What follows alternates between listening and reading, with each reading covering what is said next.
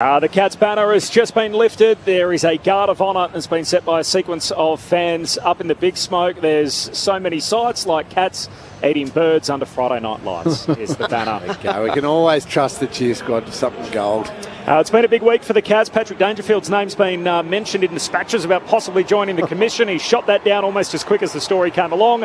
And Isaac Smith, of course, announcing his retirement. The Norm Smith medalist from last year, 4-time premiership player, 3 times with the Hawks, and of course last year with the Cats. Tom Stewart leads them out, and Geelong about to burst through the banner. Of course, Patrick Dangerfield, their skipper, is out there.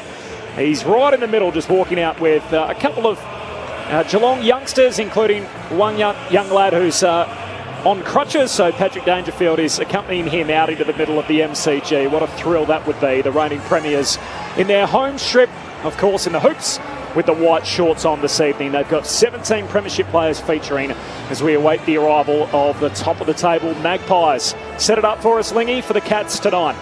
Well, simply, I mean... Can they win, Lingy? I think they can win, absolutely. No, but are you picking them? No, well, I always pick them, but that's there's a lot of people who have suggested to me that is 100% heart, not always the head.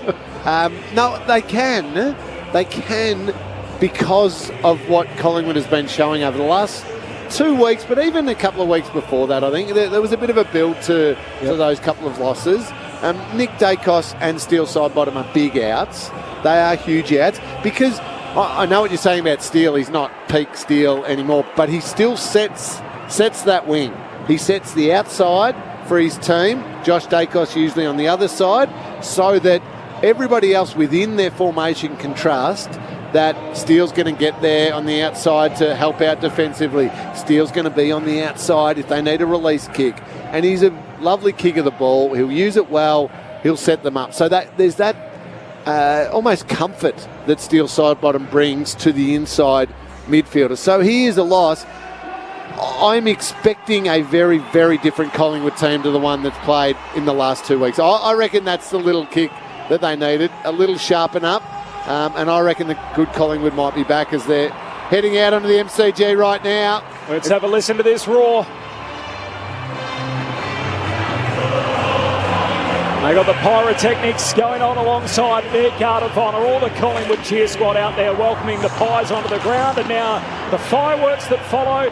Magpies home game, they're all in black with the white stripes and the black shorts on. Of course, they'll have to do it tonight without Nick Dacos.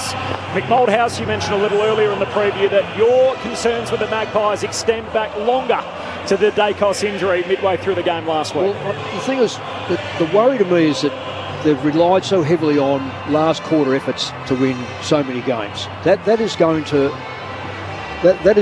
is going to dry up at some stage, and they're going to be challenged and they're going to lose it, and then people are going to say, well, they're human. And what the Pies cannot afford to do is let Geelong, or for that matter any side in the next 3 weeks before finals, take control of the game and then think, oh look, we can outrun them, because their game style is it's demanding on the opposition. What they do, they push up, and they make you have to get through the thing and then score behind them. Now, if you're not winning the ball out of the middle, then you don't have to push up. You are already in a position to push Collingwood back, and that's, unfortunately, we've seen. There's no doubt Mitchell's gone off the boil as far as clearance goes. So therefore, if he hasn't got the ball in his hand, giving it off, he can't spread quick. So that puts a dampener on that.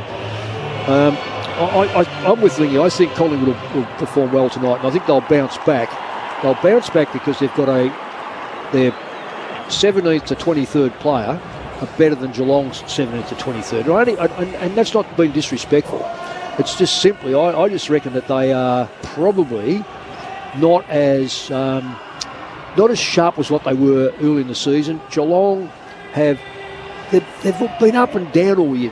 There's nothing about Geelong that says, we are back to last year and we're not performing well under last year. It's been a real steady ship.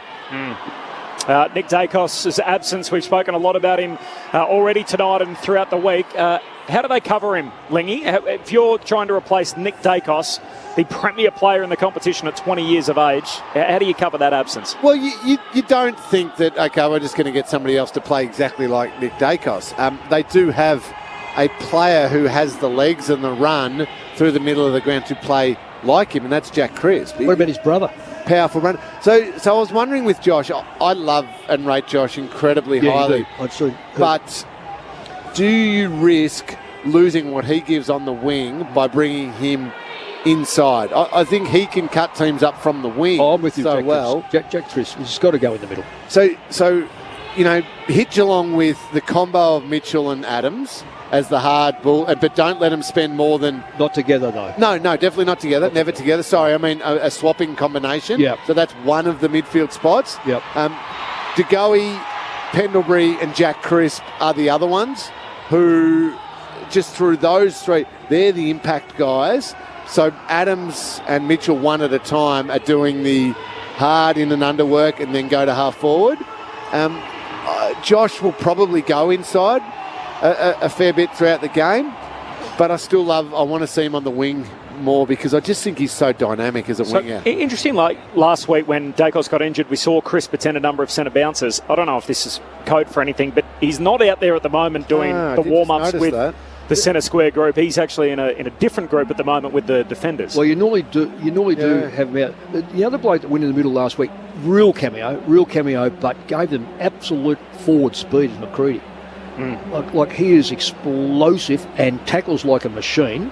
I don't know whether with this. Sometimes you put that out there so the opposition look at you and perhaps get thrown out by 1% for 1 inch, one inch of the or one. Yeah, we're watching the warm up. So Lipinski's in there a lot. Yep. Now does Lipinski set one of the wings perhaps, and that pushes Josh Dacos in? You're right. It was a good pickup. So Jack Crisp isn't warming up amongst the midfield group. I'm surprised by that. I just think Jack Crisp is a superb midfielder. And his run off half back is excellent. Yep. But when you're starting that run from just the back of the centre square and it's penetrating the forward part of the centre square, that's more damaging than running from the goal square in your defensive end to the back 50. I'd prefer him giving that run through the middle. Lee, give us your midfield for Geelong. Midfield for Geelong tonight? All of it. And not 1 minute cameos. No. So clearly Patrick Dangerfield is a big part of that. So we know now that, But almost the two most important players in that Geelong midfield now, given Danger's still crucial, but is at the back end of his career, absolutely, is Max Holmes and Tanner Bruin. Yeah, see, Max Holmes to me has to be at 30 plus, not in the 20s. He has to be in the 30s and he has to carry the footy. Yes, yeah, because him at his because best. I'm trying to still find who's going to go in there when they need relief. Are those players that are going to go in there going to be slaughtered? Tom Atkins is the other one who works extremely hard. Well, he really, Tom Atkins, the best way Tom Atkins plays is to have a target. Yep. Now, the interesting thing here will be, I don't know whether he's, I'm not saying he's not capable. I don't know whether it's a waste of time going to a Pendlebury. But I don't know, and I think DeGoey's probably too explosive. But in those little cameos through the middle, DeGoey, I would have him, Atkins, on DeGoey, not as a stand next to tag, but as a net tags. In other words, you're facing each other. Yep. DeGoey has to go through because I was going to say no one tackles better than him. Atkins is one of the elite tacklers in the competition, and he will stand his ground. So that automatically takes out the runner. That's the worry for the Cats. So they're down, when you think of other two crucial midfielders, Mark Blitzarves and Cameron Guthrie. That's it. So you add two more high-quality midfielders, then you can sustain a way of playing against a really good Collingwood midfield. Without those two, it can fall away. Will Duncan go in there at all? Yeah, a little bit, but he doesn't have his same legs. He'll be more on the outside, the wing and the half-back.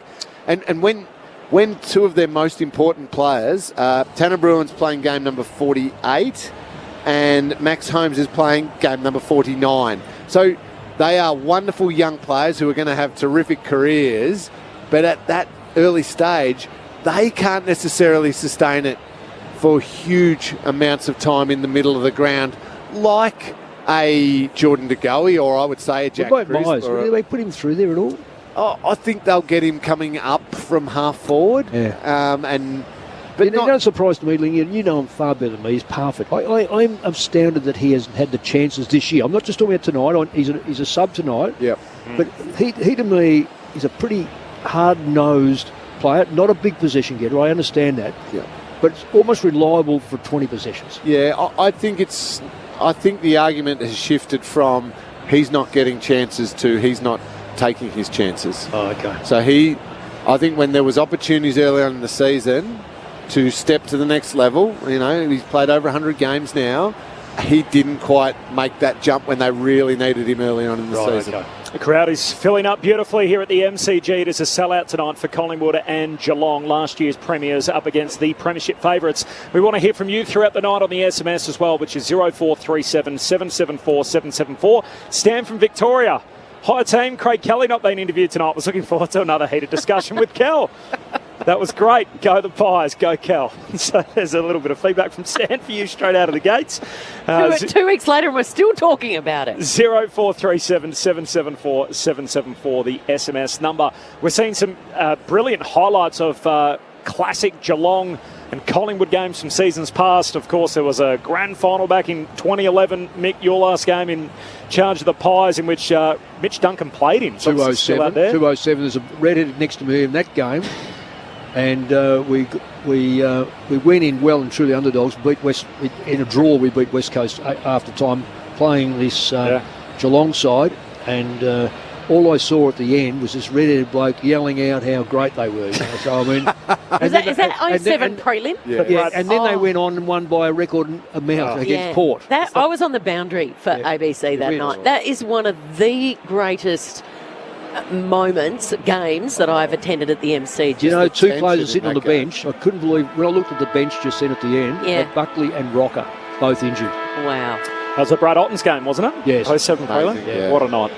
Fingers crossed we get something half as good again tonight as Patrick Dangerfield and Darcy Moore attend the toss. Tim Hodges is on the boundary for us, as he is every Friday night. G'day, Hodgie. G'day, Corbin. G'day, crew. Nice to be with you. Darcy Moore, he does win the toss and then just does the little flick of the thumb. So I think it's Collingwood kicking to the city end. It's very hard to tell.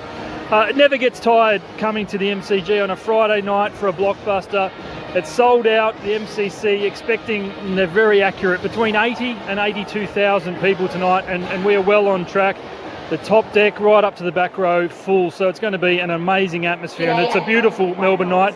A little bit chilly, Mick, but currently 12 degrees. No changes.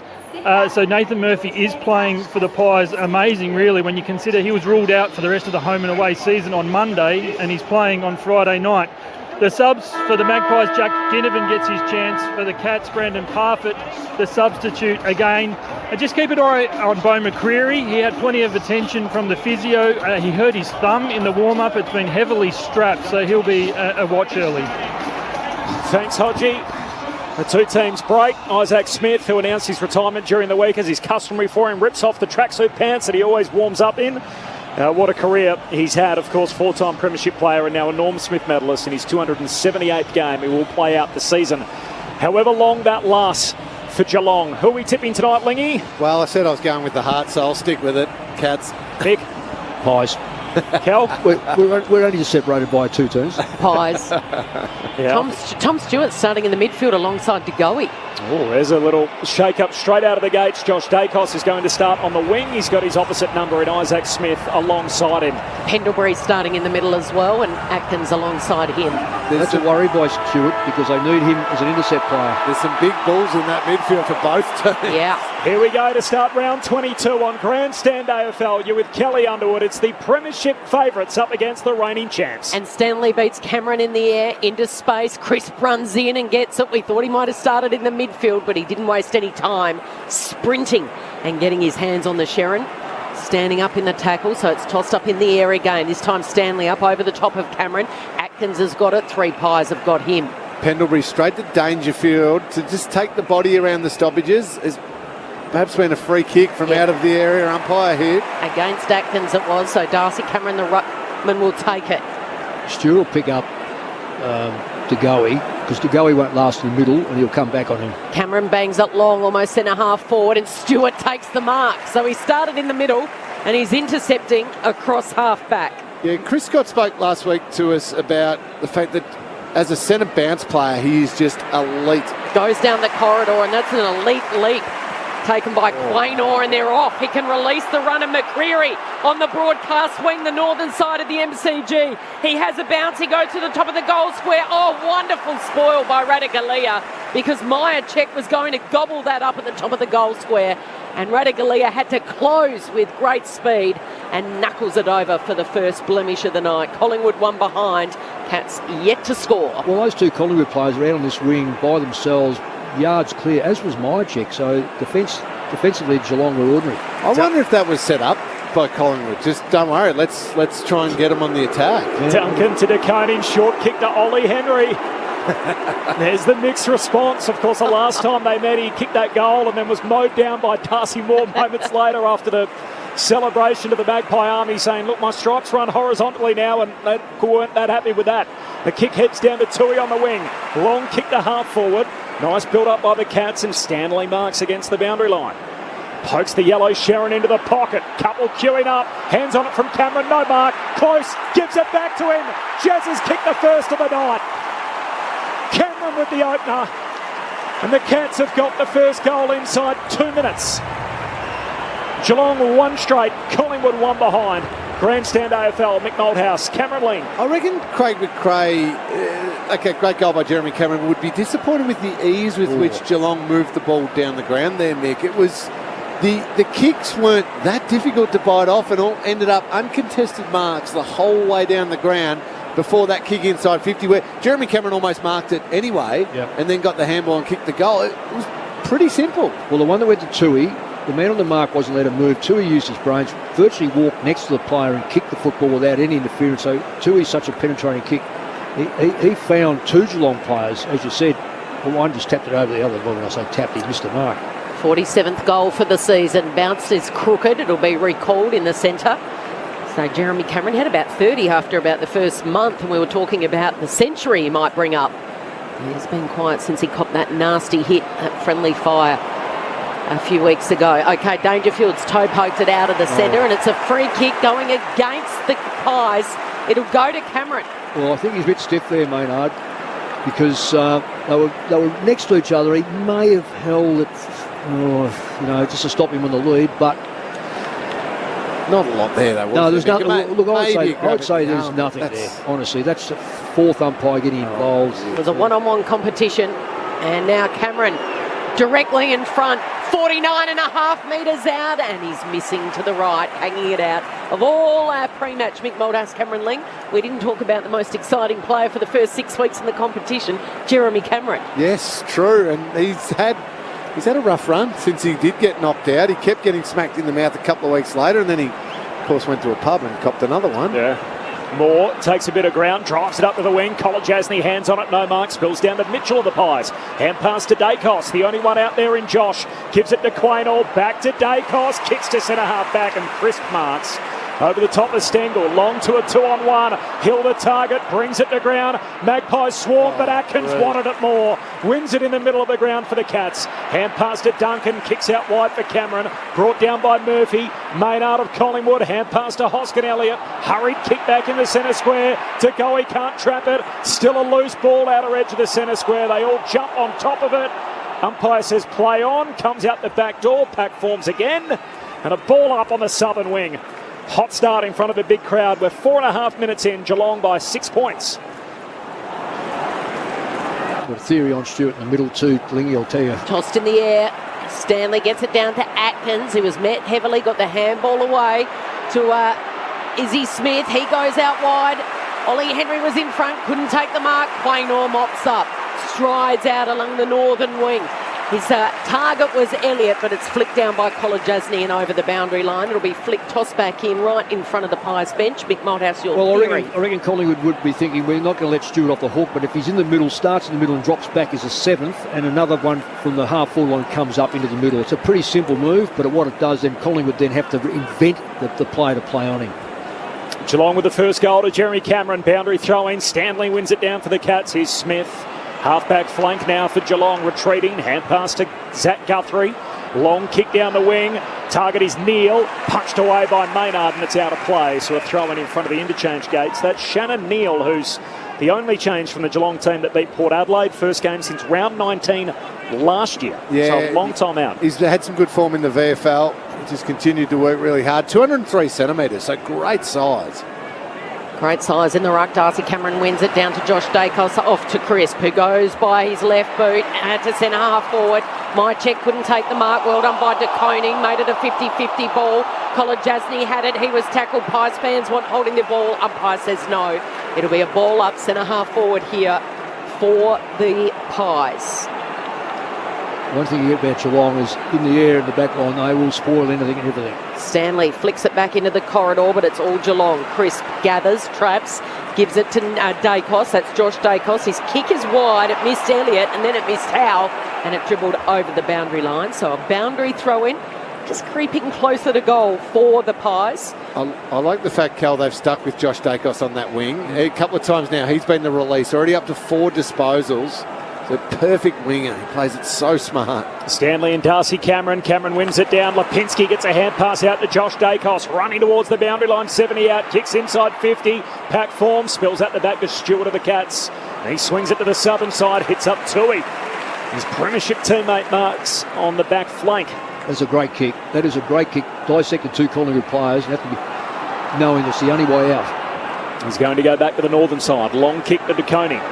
Half-back flank, short pass to Smith. 1-1 to 1 behind, early going. Jeremy Cameron with the only goal through 7.5 minutes. Smith closed down, spears the pass short to Bruin. Gives it back to Smith. Smith can go to Holmes, who's just come on the bench off the bench for Dangerfield. He fumbles it. It was a tough one. Chris pounces. He's been exciting to start. A give and go with the goer. He gets it back and he kicks to Elliott, who's all by himself. 60 out. He runs to 49. He goes for home. The sharpshooter is offline. Jamie Elliott missing. No pressure coming from the Cats defenders, so he just ran direct at goal at the City end and missed it. It's Geelong by 5. 1-1-7. The Pies 2 behinds. Just saw something there, Nick, I didn't love from Taylor Adams. Just really screaming at Jamie Elliott, arms out, remonstrating with him, but he was way out near the boundary. Yeah. I totally agree. Yeah, like it was Jamie Elliott's goal to kick. And you back him in and you let him take the responsibility. Okay, he missed. 45 metres out, running directly in front. No pressure. That's right. Right. Yeah. Now, I don't like that either, Lee, and that's unusual for Taylor Adams. Yep. He's such a team player. The kick-in ends up out of play, so boundary throw-in half forward for the Pies. Going to the City end opening term. Darcy Cameron wins it down. Mitchell squeezes a kick forward. Juggled effort. Mycheck paid. And Mycheck will get the footy. Right half forward, the man on the mark will stand just a step inside the 50. An interesting juggle. I think even Brody realised it might have hit the ground and then quickly just tried to sell it. But no, I've got a hold of it. It's it's hit the ground, that's for sure. This is a guy too he's been goalless 4 of his last 5 games, kicked just 1 goal since round 15. In the previous 5 weeks before that, he kicked 20 goals in 5 weeks, so... Well, this distance is nothing for him. He's had a lean 6 weeks. He moves in, he strikes his drop punt. It's across the goal face, punched away by De Koning. Still live footy, top of the goal square for the Pies. Howe collects, hands it to McCreary, off to Adams, can't get boot to ball. Bruin rushes it through, saves the day. Wow, that's gone through 4 hands. Yep, that was a scramble all right in the goal square at the City end. And Adams got boot to ball. Isaac Smith with the goal-saving tackle. He pretty much upended Adams. Great tackle. Stewart's everywhere. Started in the centre and now he's on the kick-in duties. He's going around the southern side and Stanley thought he got the mark. Neil then claims it. He's going to get it. Plays on quickly before the umpire has time to think about it. Looking for but couldn't find Stengel. Noble's there. Beats Stengel to the ball. Back to Nathan Murphy. Now to Markov. And a beautiful low short ball hits Darcy Moore on the chest. The skipper's got it across half back. He was ordinary last week. Yep. And at his high rate, he was ordinary. So he'll need to step up, and he's got the capabilities. Defensive side of that wing, he goes to the attacking side, spoilt down Lipinski. Underground handball was good. Quick hands back to Lipinski. From 55 out, he just bombs it into that left forward pocket. Oh. Adams has kept it in play. Oh, another one goal-saving tackle by Asava and Radigalia. But this time, Adams makes sure of it. Radigalia with the tackle, ball spills clear, and Adams with the little toe poke sockers it through from 20 centimetres out. I still don't know what's happened there. That ball has bounced on its end come back straight and up. come back. Somehow Taylor Adams, he left it for Mycheck. Radagalia's effort was simply superb, but Adams still enough awareness to get his boot to the ball. What a passage of play. And just quickly clarify one thing, that's not holding the ball against Brody Mitacek because there's no prior opportunity. The ball's jarred free in the tackle, and Mitacek's trying to kick it. So well umpired. So the Lipinski kick lands, it bounces on its end and bounces back in right on the edge of the goal square. Mitacek thought he could stroll in. Ratugolea with a brilliant tackle, and then Adams was in the right place at the right time, was able to toe poke it through. Collingwood by 2 points, lead swings on the first 2 goals as Darcy Cameron grabs it out of the right, kicks it forward. McCreary inadvertently knocks it in the other direction. Bruin can't quite grab the foot, he does so eventually on his knees. Knocked out in the tackle, Crisp extracts it, got it to Markov. Free kick for a push. Advantage applied, Pies away. Middle of the G. Pendlebury hands it to DeGoey. They waved advantage and now they're calling it back. Yeah, that's strange. Collingwood chose to take the advantage and they should have every right to do so. Well, absolutely. Yeah, that kick by DeGoey's going to go into the front. Yeah. I don't know why they pull that back. Markov looks for McStay. Takes the mark between wing and half forward. Kicked 2 goals in each of his 4 games since his return. McStay goes himself in the end. Kicks for Jeremy Howe. Got his mitts around it and marks in the forward pocket. They're on song, the Pies. They're really playing some aggressive running football. This is back to 6 or 7 weeks ago now. And that was smart footy. Sam De Koning had set himself as the central defender. It was Shannon Neal and Darcy Cameron wrestling a little bit and just allowed Howe to run at the ball, almost uncontested in the end. Really smart kick inside forward 50. Jeremy Howe returned to the forward line. He moves in on the drop punt. Misses across the goal face. Still got his shooter's sleeve on, that protective bandage on his left arm, which he'll wear to the end of the season. Collingwood 1-4, Geelong 1-1. We're 13 minutes in on Grandstand AFL, so Collingwood by 3.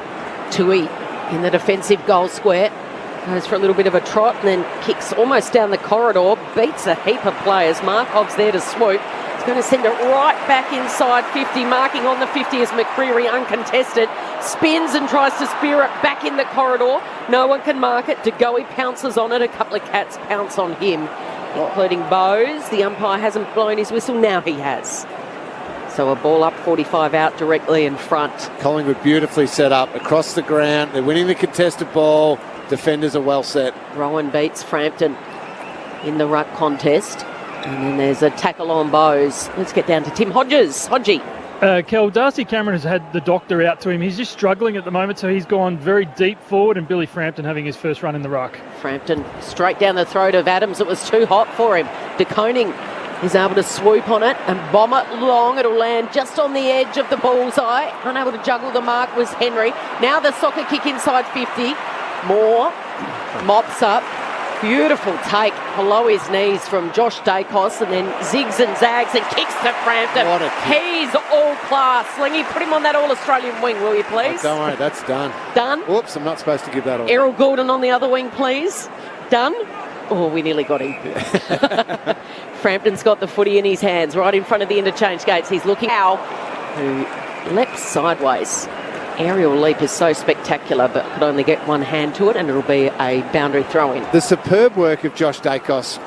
The kick's the highlight, of course, but the other part is him just being an outlet for Darcy Moore, who picked the ball up against 2 Cats forwards, had to slam it on his boot. If Josh Dacos is not there, Darcy Moore gets caught. Just brilliant wing play. Frampton wins it down, but Atkins taken high in the tackle by Josh Dacos, so free kick for Atkins. Half back for the Cats. He just stabs it short to Holmes. From one back flank to the other. Long kick out to De Koning. Oh, he spills the mark. Pressure from McStay. McStay comes to try and tackle. De Koning got around him. Hand pass to Kolodjasny. Handball back to Guthrie. Pokes his pass to the outer edge of the centre square. And Bruin marks. They're queuing up in the corridor. Max Holmes receives the kick. Marks, plays on by hand to Atkins. Up over halfway. Short kick to Myers. Says it's okay. Calls Quaynor back. Kick to the goal square. There's 3 Cats. Stengel could just walk it in. Trickles it through for their second. And lead change number 3. Cats back on top. Geelong by 3 points. 2-1-13. Collingwood 1-4-10.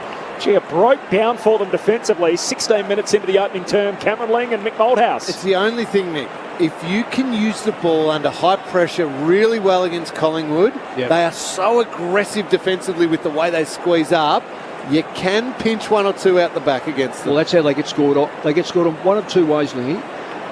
The squeeze up like that because the ball's been lost in the middle when they've had it. Yep. Second one is when the opposition have the football and bringing it forward, they tend to fall back for that big punch away of the mark because they've got players, and it leaves the 45 metre, not the 45 degree, 45 metre area open. So that's how Hawthorn got them last week. That's how Geelong got them that goal in. Another score assist for Graham Myers. He's up to 38 for the season.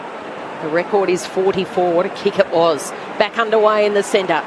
Charging through was Bruin. Little scoop up to Dangerfield. Bombs it wide. Falls just inside 50. It's bounces perfectly for Henry. And a quick hurried kick, and Close has taken the mark within range in a one-on-one contest with Noble. Noble was all at sea, and he's going to go back and back himself in here. Close, 45-degree angle. Again, it was Myers with the little kick over the top. If he kicks this one, it'll be another goal assist. Just that quick kick. Great play by Ollie Henry, first of all, moving at the footy, but then Myers the one setting it up. Clearance kick inside 50. Clearance is 2, 6-5. He's been accurate this season, Brad Close. 20 goals, 5 for the season. Can he make it 21? You bet he can. And the Cats cheer squad behind the goals at the punt road end are up, and the flags are waving. It is a sizzler of a crowd in here tonight. Absolutely jam-packed right up to the back row on level 3. And the Cats are up by 9 points, 1-4-10. Collingwood trailing Geelong 3-1-19. Well, it's fair to say before, when Quaino came over that mark, they've given up on that 50-metre penalty, haven't they? Look, it's a long player mark. They've really come over 5 metres. Generally, that is just walk off, son. You've got 50 metres. But getting back to this, what haunted Collingwood last week was stoppages. Right now, Geelong, I don't think they're special at it, but they've been able to clear the ball a couple of times, and the resulting thing has been goals. 3 goals to 1. Geelong's way, 18 minutes in. Restart back in the middle. Stanley and Frampton go at it. Ball hits the deck. Stanley gets the first clean touch. Handball away to Atkins. Geelong back edge of the centre square. Kicks in Hope out the members' wing. McCreery running back after it. 2 in the other direction. Inadvertently soccers it out of play. And a boundary throw in. No late change coming in. Jack Ginnivan and Brandon Parfitt, the 2 subs. Couldn't buy a ticket in Melbourne to come tonight. All the general admissions sold out. What is a blockbuster start to round 22. 3 weeks left in the home and away season, and so many possibilities still in the race to make it to September. From the boundary throw-in, they all miss it. Dangerfield hand pass away to Duncan, kicks to Rowan.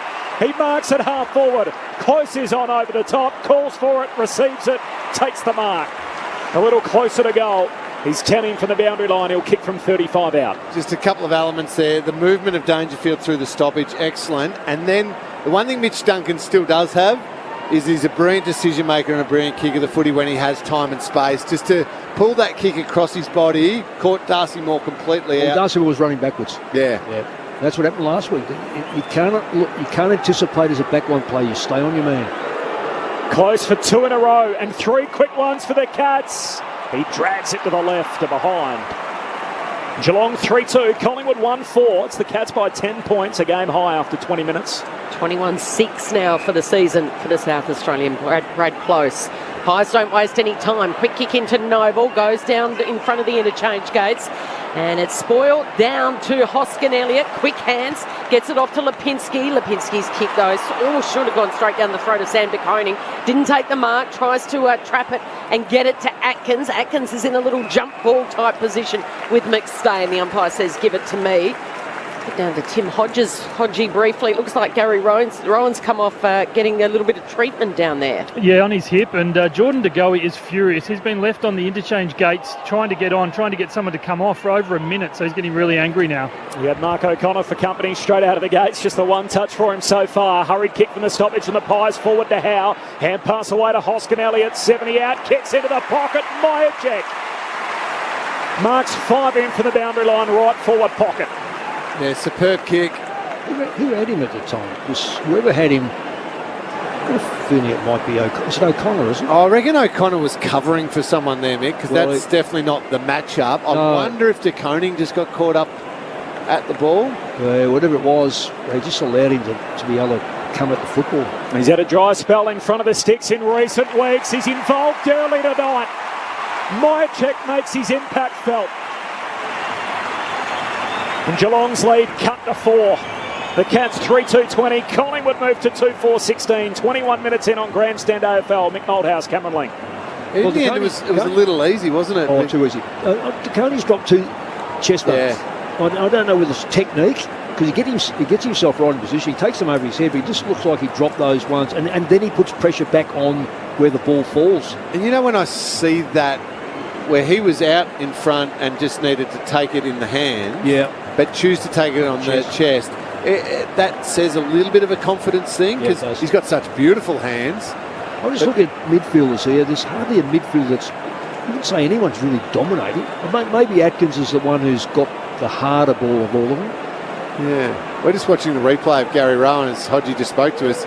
He did pull up a little short just before he went to the bench.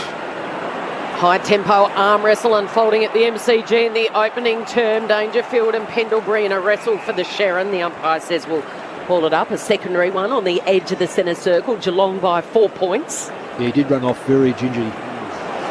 Tossed up in the air, misses both ruck. Mitchell just tries to dab it to his own advantage. Elliott comes in and applies a tackle on Bowes, who's going nowhere. Tackles him to the turf. Stoppage to stoppage. There's no spare plays behind the ball, which is very interesting. I see the Cats can't get one. Stanley misses Dangerfield. Bowes picks it up, but Pendlebury rucks him up in a tackle, and again, another stoppage. Just a tough ball to be won at the moment. Got Atkins running with DeGoey, Pendlebury with Dangerfield. Charging through was Bowes. Hurried kick. Holmes tries to get there on the southern wing, and he turns crisp inside out. Oh, it's brilliant. And then he has a bounce and he delivers down the throat of Duncan. 2 goals, 2 long kicks out from goal. Duncan launches high to the top of the goal square, running and jumping, and a double grabber to Ollie Henry. He's been paid at the top of the goal square. Well, it was a dead set mark. There's no question about the mark. Dacos really went the old, what would you say, service spoil, as opposed to the boxing spoil, where you just come over and destroy everything.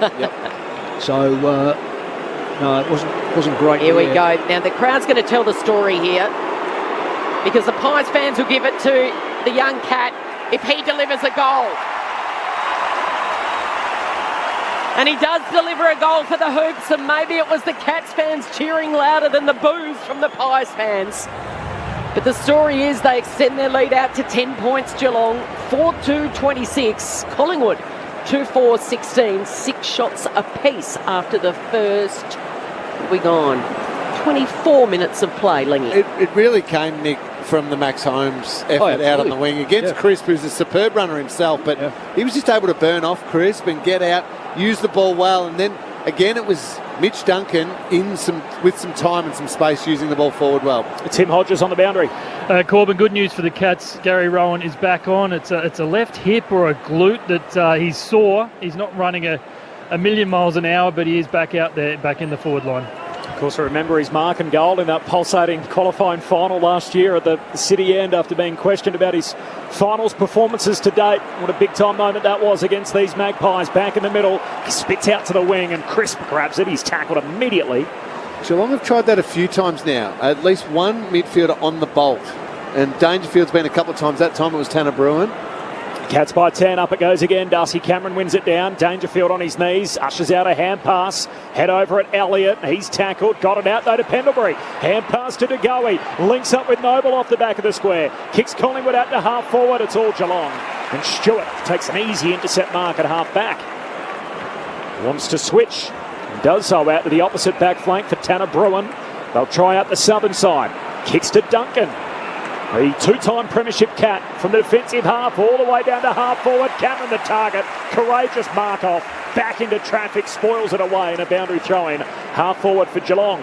He's improved a lot, Markov. Oh, he has. And that's very legal. Look, he kept his eyes on the ball. Didn't crash into the player. Well done. Really good spoil. Hard to do those ones. So flick back in on the outer side. Myers couldn't control it. Duncan does, off to Dangerfield. right up against the boundary. Off a step, he just bombs it into that right forward pocket. Rowan got his hands to it. Stengel with a clever little kick to Tui, who backed into trouble. He backed into two Pies who got him either side, Elliott and Crisp. And it'll be a ball up top of the goal square here for the Cats. And it's Neil who thumps it down. It comes the way of Cameron. Standing start, snap, and he buries it. Does he? Going to check it. They're going to check it. So while they're checking it, let's get down to Tim Hodges. There's a bit happening down there, Hodgie. Yeah, it was. I was just spoke in your ear before, guys. It was a really weird time for Darcy Moore to be coming off the ground when the ball was in the Geelong forward line.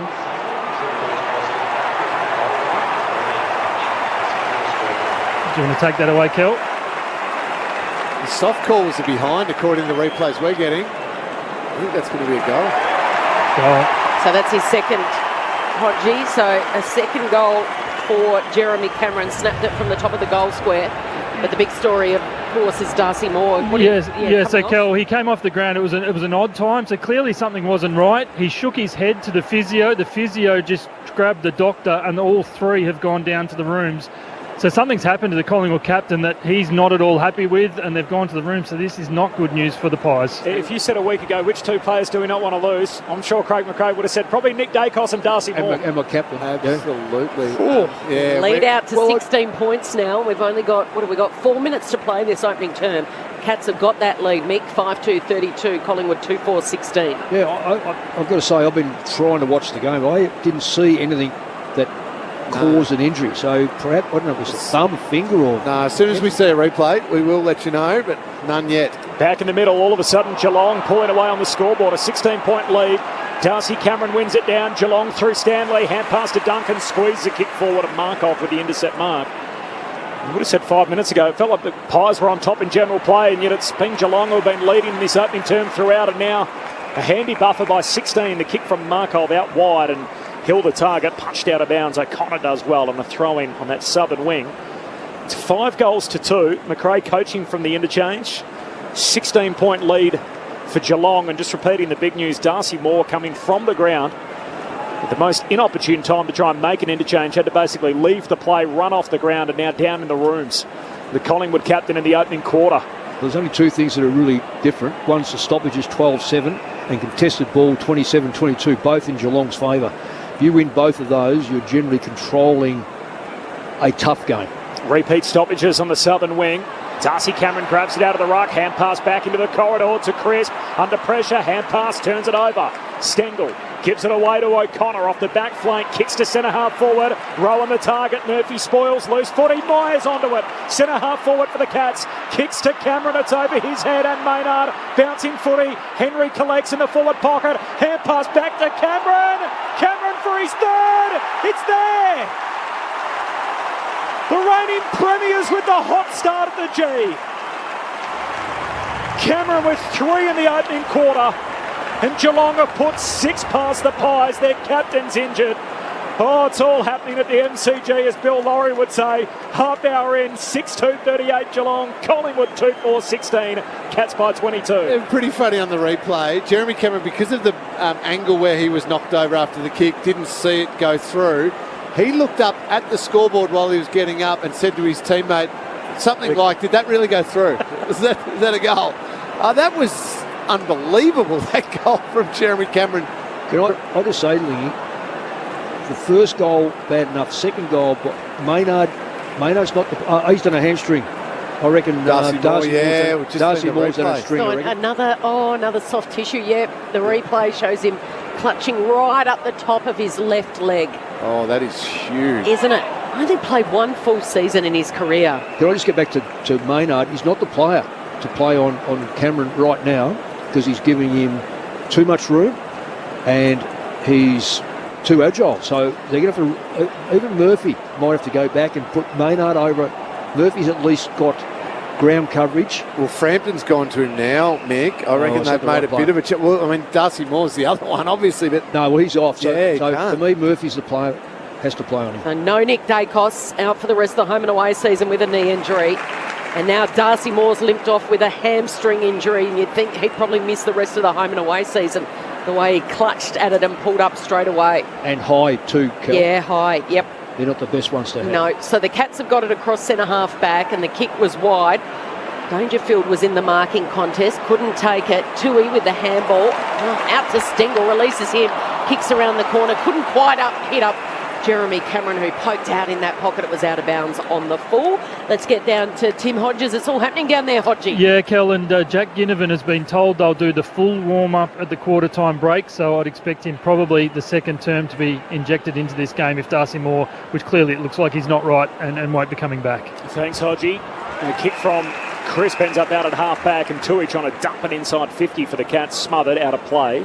We just saw Jeremy Cameron again. He didn't end up with that ball from Stengel, but by himself inside forward 50. 15 metres clearly. So just losing his opponent, that's what Darcy Moore missing. Yeah, I don't know whether Darcy Moore's made for him, but Murphy is, because he's such a concentrator on his opponent. Frampton's gone to Cameron from the boundary throw-in. Crisp, hand pass away to Dacos, gives it to Adams, away to Markov, so a stoppage win for the Pies. Across the back flank to Hill. Short kick in the corridor, finds De Goey, continues the ball movement out to half forward, and Hoskin Elliott marks. The ball finds energy down the G. Hoskin Elliott hits up Howe, takes the mark in the leading lane at left half forward. And Jeremy Howe will have a set shot, 35 out left half forward. Yeah, you hope they don't have to use Howe back. He's not made for Cameron anyway, because he is a serious contender up here on this forward and they kick a lot of goals, because at the moment they can't go with him. The marks he's taken now have been 10 yards in front of his opponent.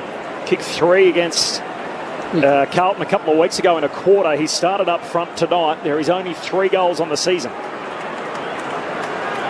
Jeremy Howe skips in. It's a must-have, and he's got it. And Collingwood start to climb back, giving away a significant head start. 33 minutes in. Geelong's lead cut to 16. The Cats 6-2-38. Collingwood 3-4-22. Cameron Ling, Mick Malthouse. And that's the brave ball we're so used to seeing from Collingwood. Just taking it from one end of the ground to the other. Really good quality use, and even the ability to change the angles too, Mick. I think the Geelong defenders had actually got back there okay. There was enough there, but with the change of angle meant that Howe had that nice leading lane and took a pretty easy mark in the end. Yeah, it's going to be interesting to see whether or not they just want to keep Howe forward and leave him there because he's a threat at the moment, or if they send him back to play on someone and then roll Murphy over to Jeremy Cameron. Yeah, well, I'd be really loath to move Howe now, because he's kicked 2 shots on goal, 1 goal, 1. Cats by 16 points, bounced down in the second. Adams was met high by Dangerfield. Umpire doesn't blow his whistle. Bruin gets it out of there and kicks high to half forward. Taking off after it is Smith. Scoops the handball back to Myers. None of it is clean. It's all under pressure. Myers able to get it to Duncan. Give it back to Smith. Shanks the kick straight into Dangerfield, who was standing 2 metres away. He's got it. He breaks through 1 tackle, breaks through a second, skies it. Launching was Neil inside 50 here for the Cats. Myers goes in, but it's the Collingwood that emerges with the footy. Maynard. The tackle affects the kick. It's round the southern side. Stewart's able to get there. In fact, it was De Koning rather. Gives it back to a teammate in O'Connor, who bombs it inside 50. Again, Neil goes.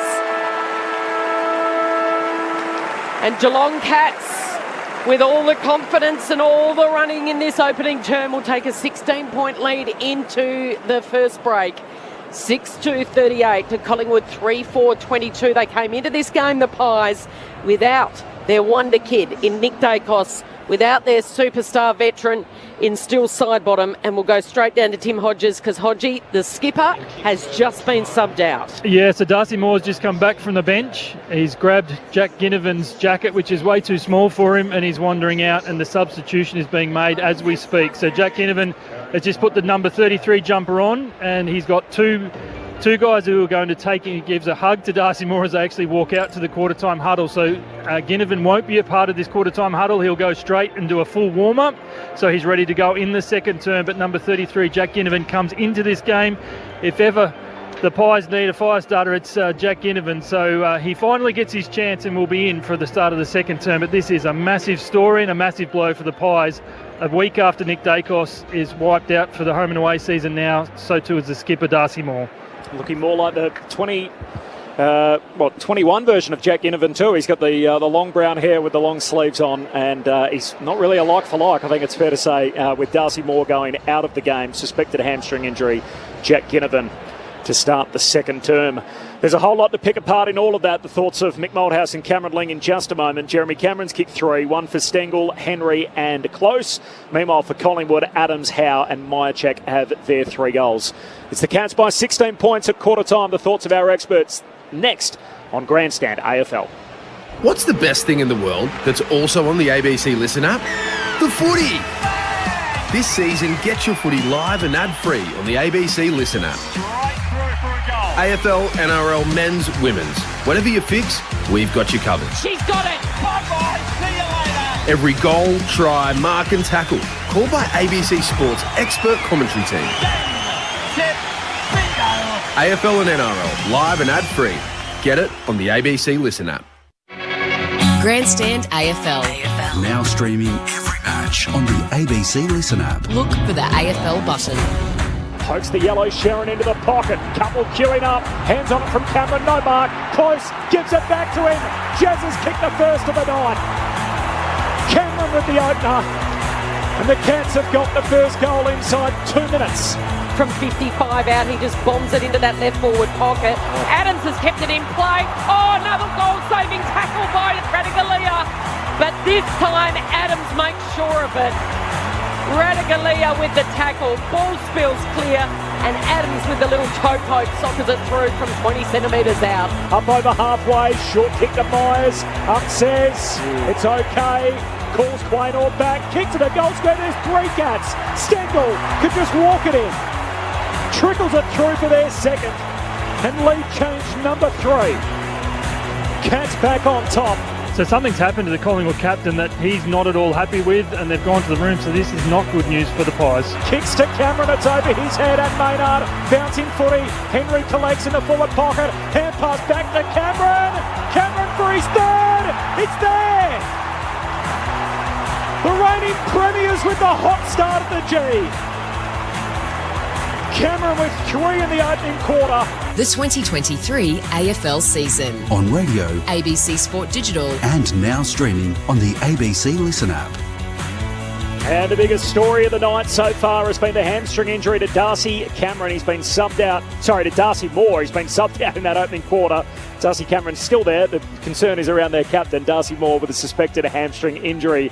It's the Cats by 16 points at quarter time. Cameron Ling and Mick Malthouse. That is a huge story with the health of Darcy Moore. But into the game, Mick, for a brief period in that first quarter, it felt like Collingwood had the game on their terms. They were looking dangerous, getting some good entries.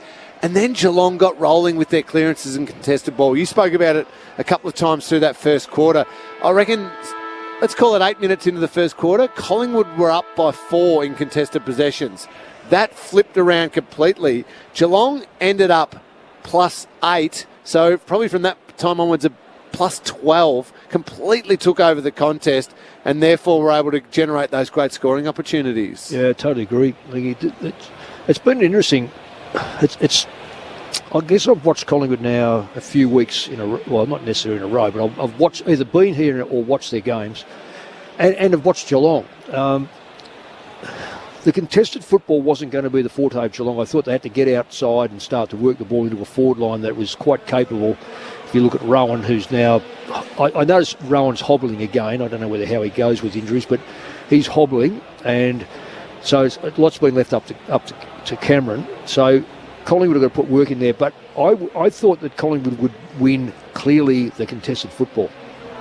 If Geelong win the contested football, Collingwood won't win, because they are a hunter, and when they hunt, they get the ball out, and then they get their runners going, then they get their game going. I'm not saying Collingwood can't win it, but it's going to make it very, very difficult if you lose the stoppages and you lose your contested football. Well, it makes it more important now with Darcy Moore it does. getting injured. Tim Hodges is on the boundary. Hodgie. We thank the Magpie Media Department for letting us know. So they're saying that Darcy Moore is out of the game with hamstring tightness. So I'm not sure if that changes anything, but they're confident it's not a full hamstring. Look, they're a reality show, the Magpies. Mick will tell you that. It was fascinating watching Craig McRae at quarter time. He worked the whiteboard here on the bench. Then he took a moment just to compose himself. He looked up at the roof of the bench just to sort of suck in a few deep breaths to think, what am I going to say? I mean, Mick, have you had moments where you've got to go out and try and sell positive stories when you've had a week of people saying, you can't win without Nick Dacos, and now the captain's out and you have to go and sell the positive message at quarter time when your team's down on the scoreboard? Well, what he will be doing is looking at his next leaders. He is very fortunate he's got Scott Pendlebury still on the ground, and if you look around, there's a like Taylor Adams. You don't have to go much further than having a look at players on either line. They are star-studded with leaders. They're very, very fortunate. They don't have to. It's not something he has to sell, because each of these players, even right in front of you, Timmy Dacos, he's a leader in his own mind. So I don't think that's going to be the problem. The problem is getting their hands in the football. Darcy Moore, one of 7 Magpies to have played every game this year, a suspected hamstring in the opening quarter. As Tim said, hamstring tightness, the official word from the Pies. Second term underway, Geelong by 16. Atkins with his hands on the footy first, kicks Geelong to half forward, and Markov leaps up, takes the intercept mark. Jeremy Howe up front tonight for Collingwood. Dropped the footy, trying to get it off quick, and in the end goes short to Crisp. Long ball out wide, finds Dacos, rides a bump from Bowes. Hand pass ends up out of play, trying to link up with Elliott. And a boundary throw in, 70 out from the Collingwood goal. They're kicking to the punt road end in the second term. As Mick asked for in the first quarter, Murphy's gone to Jeremy Cameron. Much better matchup for the Pies. Yeah, and you've got Frampton over onto the new player. Flick back in here, half forward for Collingwood, and Dacos was taken high by Holmes, and he'll win the free kick. So he's got it right in front of us on the centre wing, northern side. They're kicking to the punt road end. He pokes that into the air for Darcy Cameron. Stewart mauled him from behind, and then it spills down to Lipinski, who goes for home. The snap's off line, and it's punched over down there by Mitch Duncan. He's going to do the kick-in duties as well and play on quickly if he can. Cats by 16 points. He's got it in the defensive goal square. So the official word from the Pies, Tim, say hamstring tightness. Okay. Yep. The replay Magpies fan said the string went ping the way he grabbed at it. Duncan out of the goal square, kicks to half back, but turns it over. Hoskin Elliott with the intercept mark, 70 out half forward. Geelong led it by as many as 22 in the opening term. Cameron with 3 goals in the game already goes short to Quaynor. It's picked off. Broken up by Ratugolea. Tui wins the footy, hands it back to Ratugolea. His kick at turnover. They look for the switch here, Collingwood. They've got a good overload on this side of the ground if they can get it there quick. Crisp to Frampton in the middle, and he's going to put the ball inside 50. Kicks to centre half forward. Good body use, McStay. It's all legal. And a mark for Dan McStay, left half forward. Got rid of the key defenders into Koning and Stewart. And McStay will shoot from 40 out. Well constructed by the Pies there. They had the awareness. They had players even wider here for a big switch. But it was the right decision to actually go forward with it, because their forwards had worked into a little group, had the Geelong defenders caught out. The kick was spot on, allowed McStay to use his body. So back-to-back goals for the first time tonight. Either side of the break. McStay, his left-footed drop punt. McStay's left and up behind. 2.5 minutes into the second term, so it's Geelong who lead it by 14 points, 3-6 to 6-2. Looks like Parfitt's coming on too, I'm suggesting. And I reckon they'd be rowing up. Tui goes straight down the corridor. Wonderful kit. Hits up Jeremy Cameron at centre half back, who's got 3 goals to his name. Wheels out wide, looking for Hasaba Ratugolea. Bounced off his chest. Quaynor bounced onto it, and then he penetrating kick over the head of Myercheck into the pocket. Foot races on. De Koning gets there first. Handballs to Stewart. Squeezes the kick. It's a good kick. Cool head is Tom Stewart, the All-Australian and Premiership player, and he's able to hit up Mark O'Connor. Well, there's a real problem there with Ollie Henry. He ran away from his teammate, left him one-on-one. If he had that ball should have been resurrected before. Well, Ollie Henry was in that marking contest. He was the leaper in the pack. He couldn't take it, and now the Pies streaming forward. De Goey, centering kick to the top of the goal square, where Darcy had it, then lost it. Darcy Cameron, rather. Scramble. Cats Tui handballs back to De Koning in the defensive goal square to O'Connor.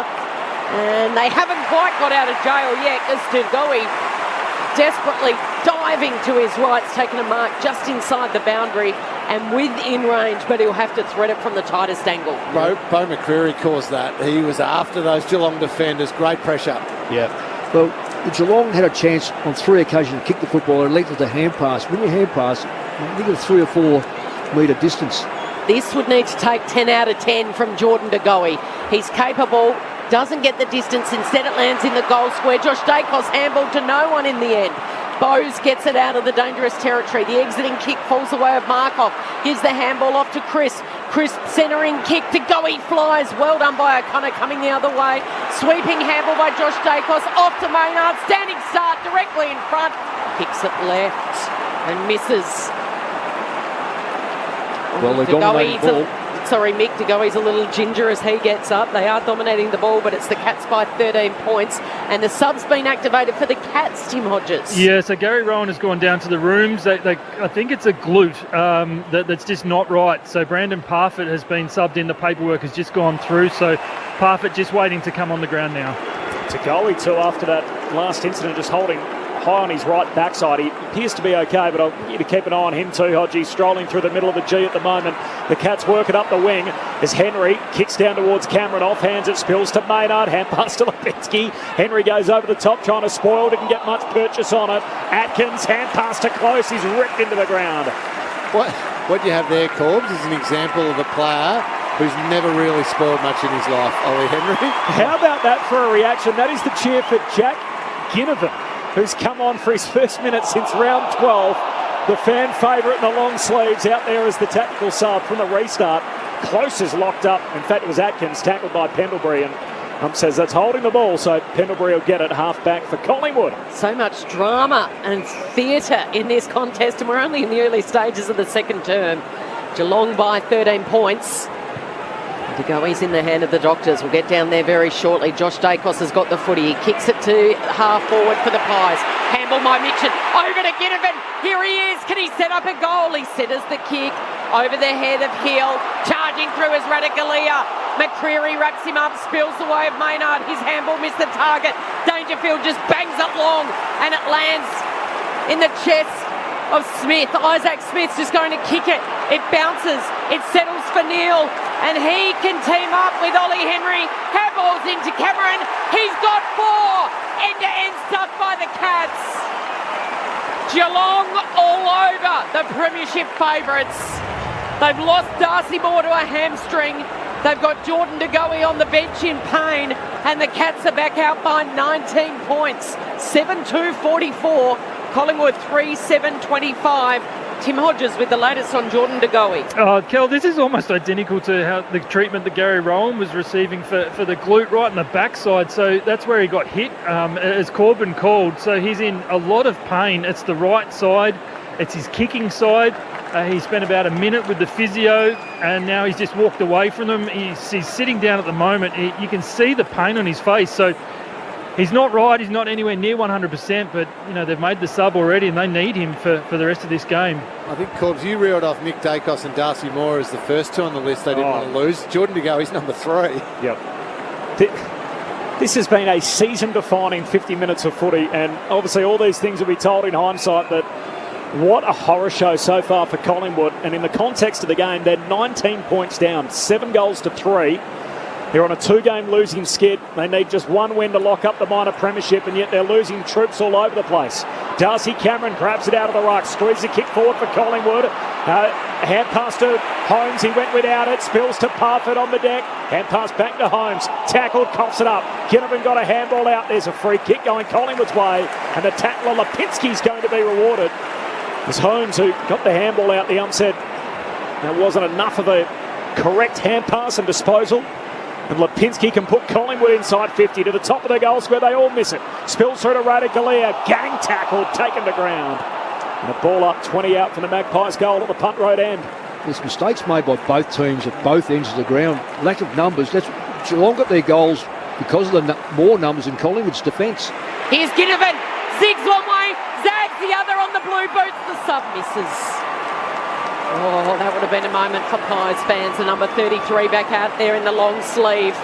As we get back down on the bench, Tim Hodges. We thank the Cats for letting us know. So Gary Rowan officially out of this game with a hip and adductor issue. So that's why he's out of this game, and he had the experience and they worked overtime to get him right, but they just couldn't, and he's down in the rooms. He just didn't look right, Tim, when he did the injury in the first place, and he's a power athlete, so he needs that running capability. Smith on the back flank, kicks down the wing but turns it over. Maynard traps it in the front half for Collingwood. Short kick to Hoskin Elliott between wing and half forward. So the Pies 4 shots, 4 behinds this quarter. Geelong, meanwhile, they've been inside 50 once and they've kicked 1 goal. Collingwood's 4 behinds from 7 entries. They go inside an 8th time here to McStay, punched away by De Koning. Still alive footy. Lipinski knocks it back forward for Collingwood. Guthrie picks it up, tackled by McCreary, squeezes a kick out. Lipinski wins it back. Hand pass to Maynard, kicks to the top of the goal square. Good spoil from Stanley. Down to Ginnivan. He's met hard in the tackle from Parfitt. Got a hand pass away. Links up with Myercheck, but he's tackled.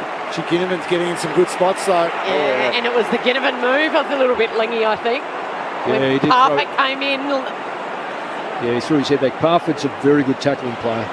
Here's a chance. Pendlebury gets it from the stoppage, and Pendlebury straightens them up.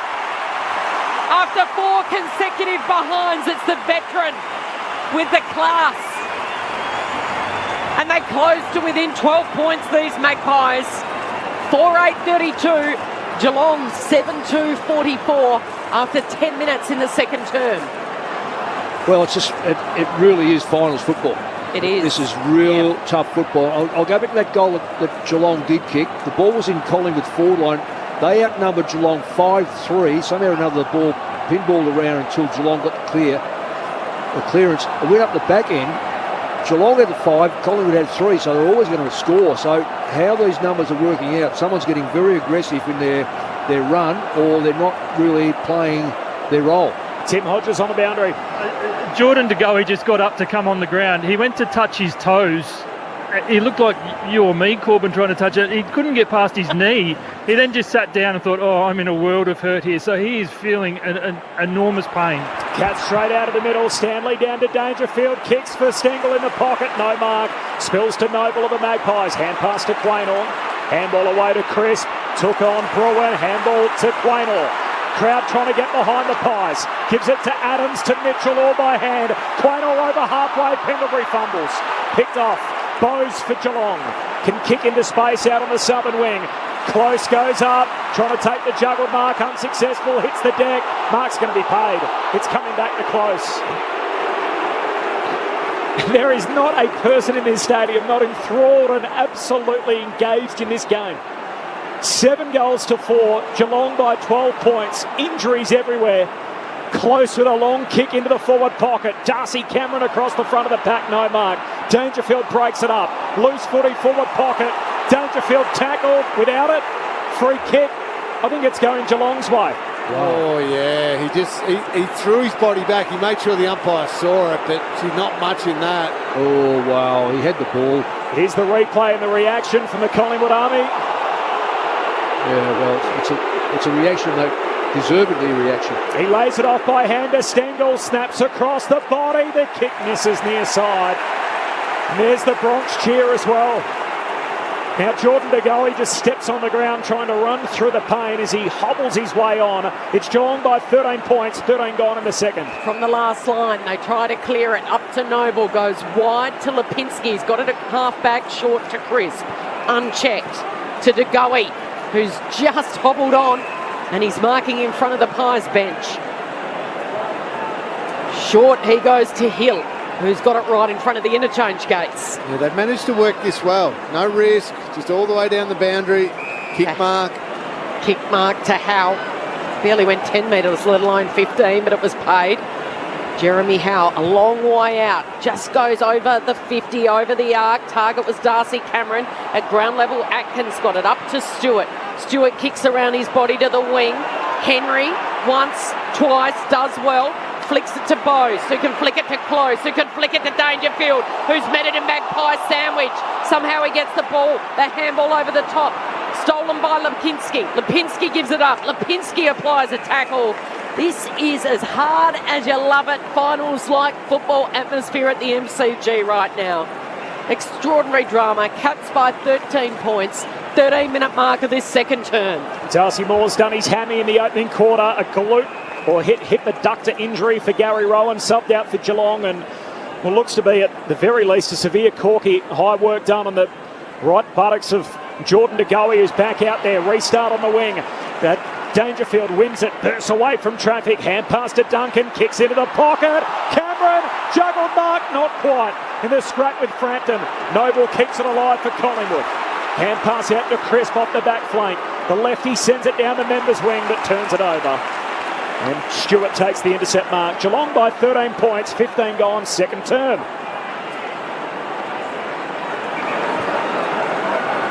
Stewart tries to take the sting out of it for a moment and kicks backwards. It's a dangerous thing to go backwards against Collingwood because they squeeze up so well. So giving up that ground.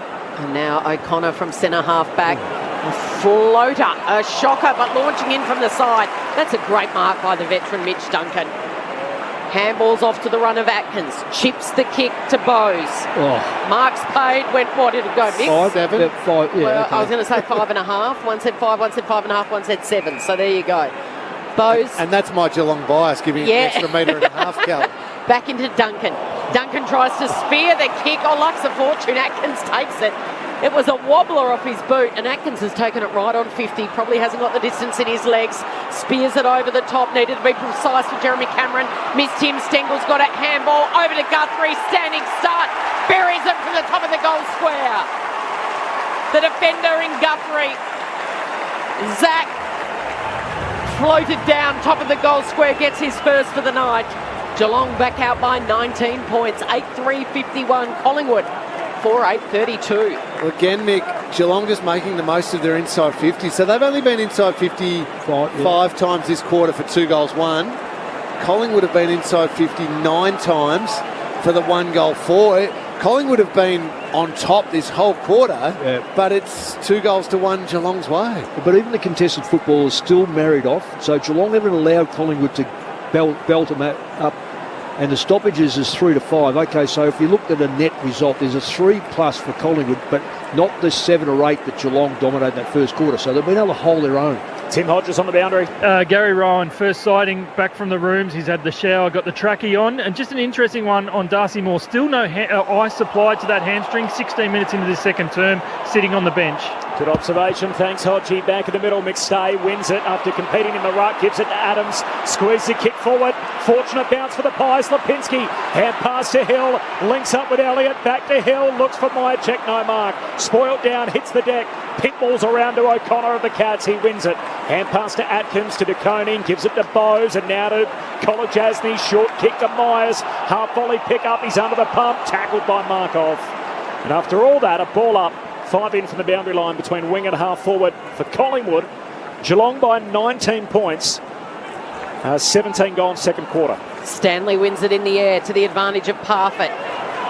Shoved as he got the kick away, so it went straight down to De Goey. Standing start, he just throws it inside 50. Here's Bobby Hill, outside of his boot. Something special. It ricochets to Ginnivan, gives it off to Myercheck, who's going to dribble it through. Oh, that's the play of the night from the Pies. Bobby Hill to Ginnivan, and Myercheck with the perfect bounce. He's got his second, Brody. And they close to within 13 points. Geelong 8-3-51, Collingwood 5-8-38. Finally, something went the Pies' way, and that was the bounce from the dribbler of the kick off the boot of Myercheck. 4 touches for Jack Ginnivan since he's come on. It feels like every one of them has been dangerous, Mick. Yeah, well, he's a dangerous player. Oh, what a spark. Yeah, he draws the crowd in. He draws opponents at him. So it opens up. So if he's near the football, he's like a magnet. And if he gets it, you can bet that someone else is led off and leaves an opponent free. In this case, Myercheck had, I mean, we might say it's a fluke goal. No, it's not.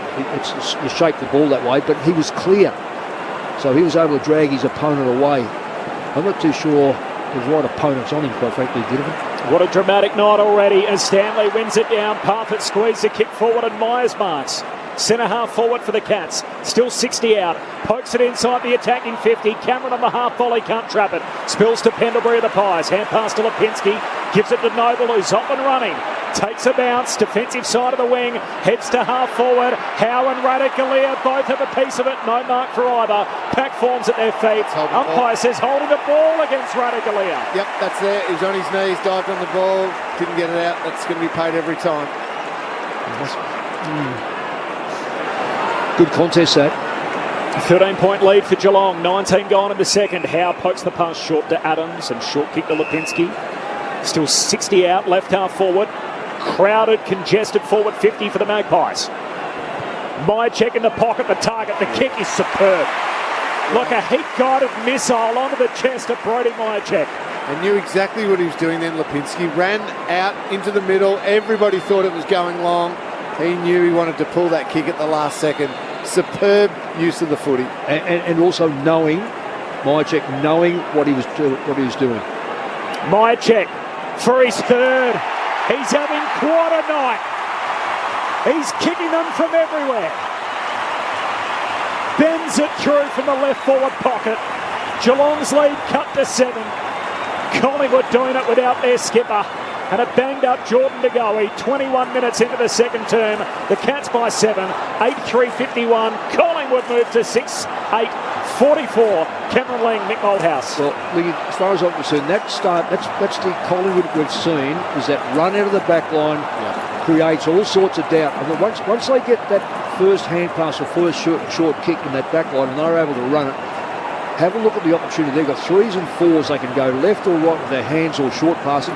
That ball found itself right in front of us on this wing. The next one is to a player who was able to use it to Myercheck.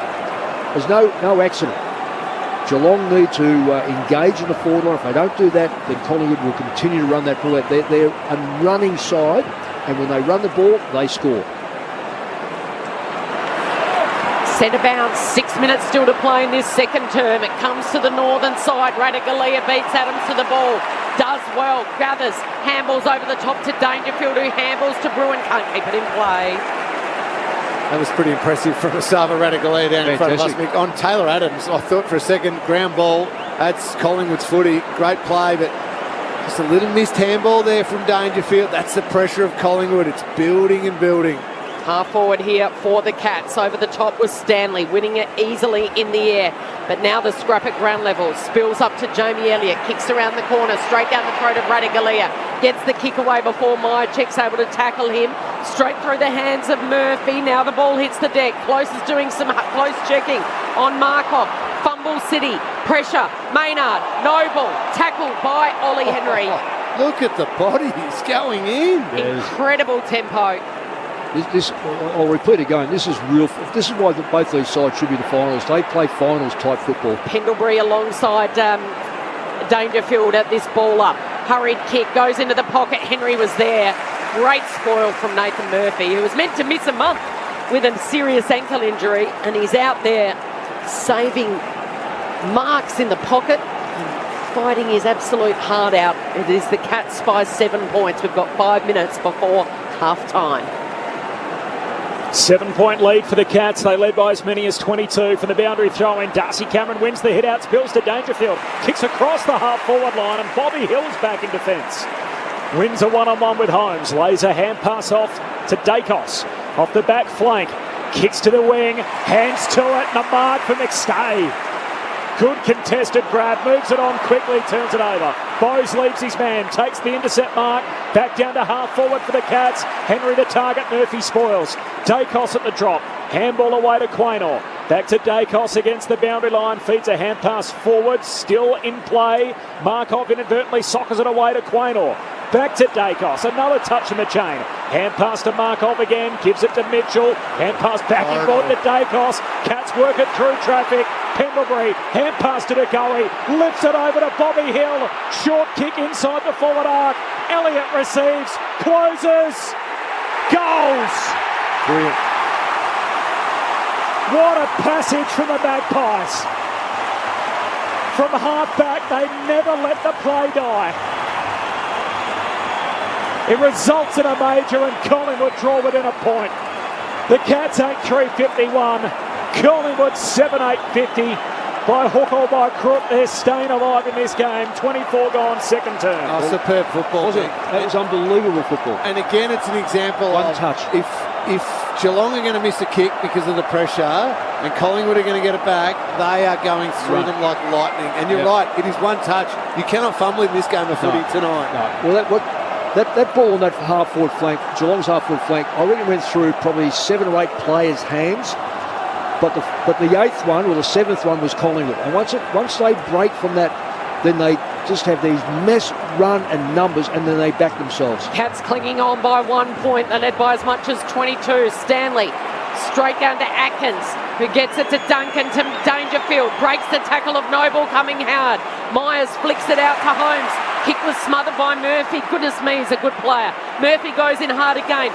Causes the turnover. Pendlebury, hands. Quick hands out to Josh Dacos, kicks down the line, Elliott in front, strong in the air. How's the kick? How's the mark? They have been challenged, the premiership favourites, without their injured captain out there, and they are rising to the challenge. It's beautiful to watch. Elliott, short kick to Pendlebury, out wide to Josh Dacos, all by foot, and he gets it to Adams. Yeah, it was whether Geelong could stay with them on the leg power. I'm not sure they can, the Cats. Adams got it right in front of the Shane Warne stand, and he spears it inside 50. Into the pocket he goes. Target was Darcy Cameron. Ginnivan makes sure that it goes over the boundary line. Ginnivan started as a sub, and he was in for Darcy Moore at the end of that first term, who pulled up lame with a left hamstring injury.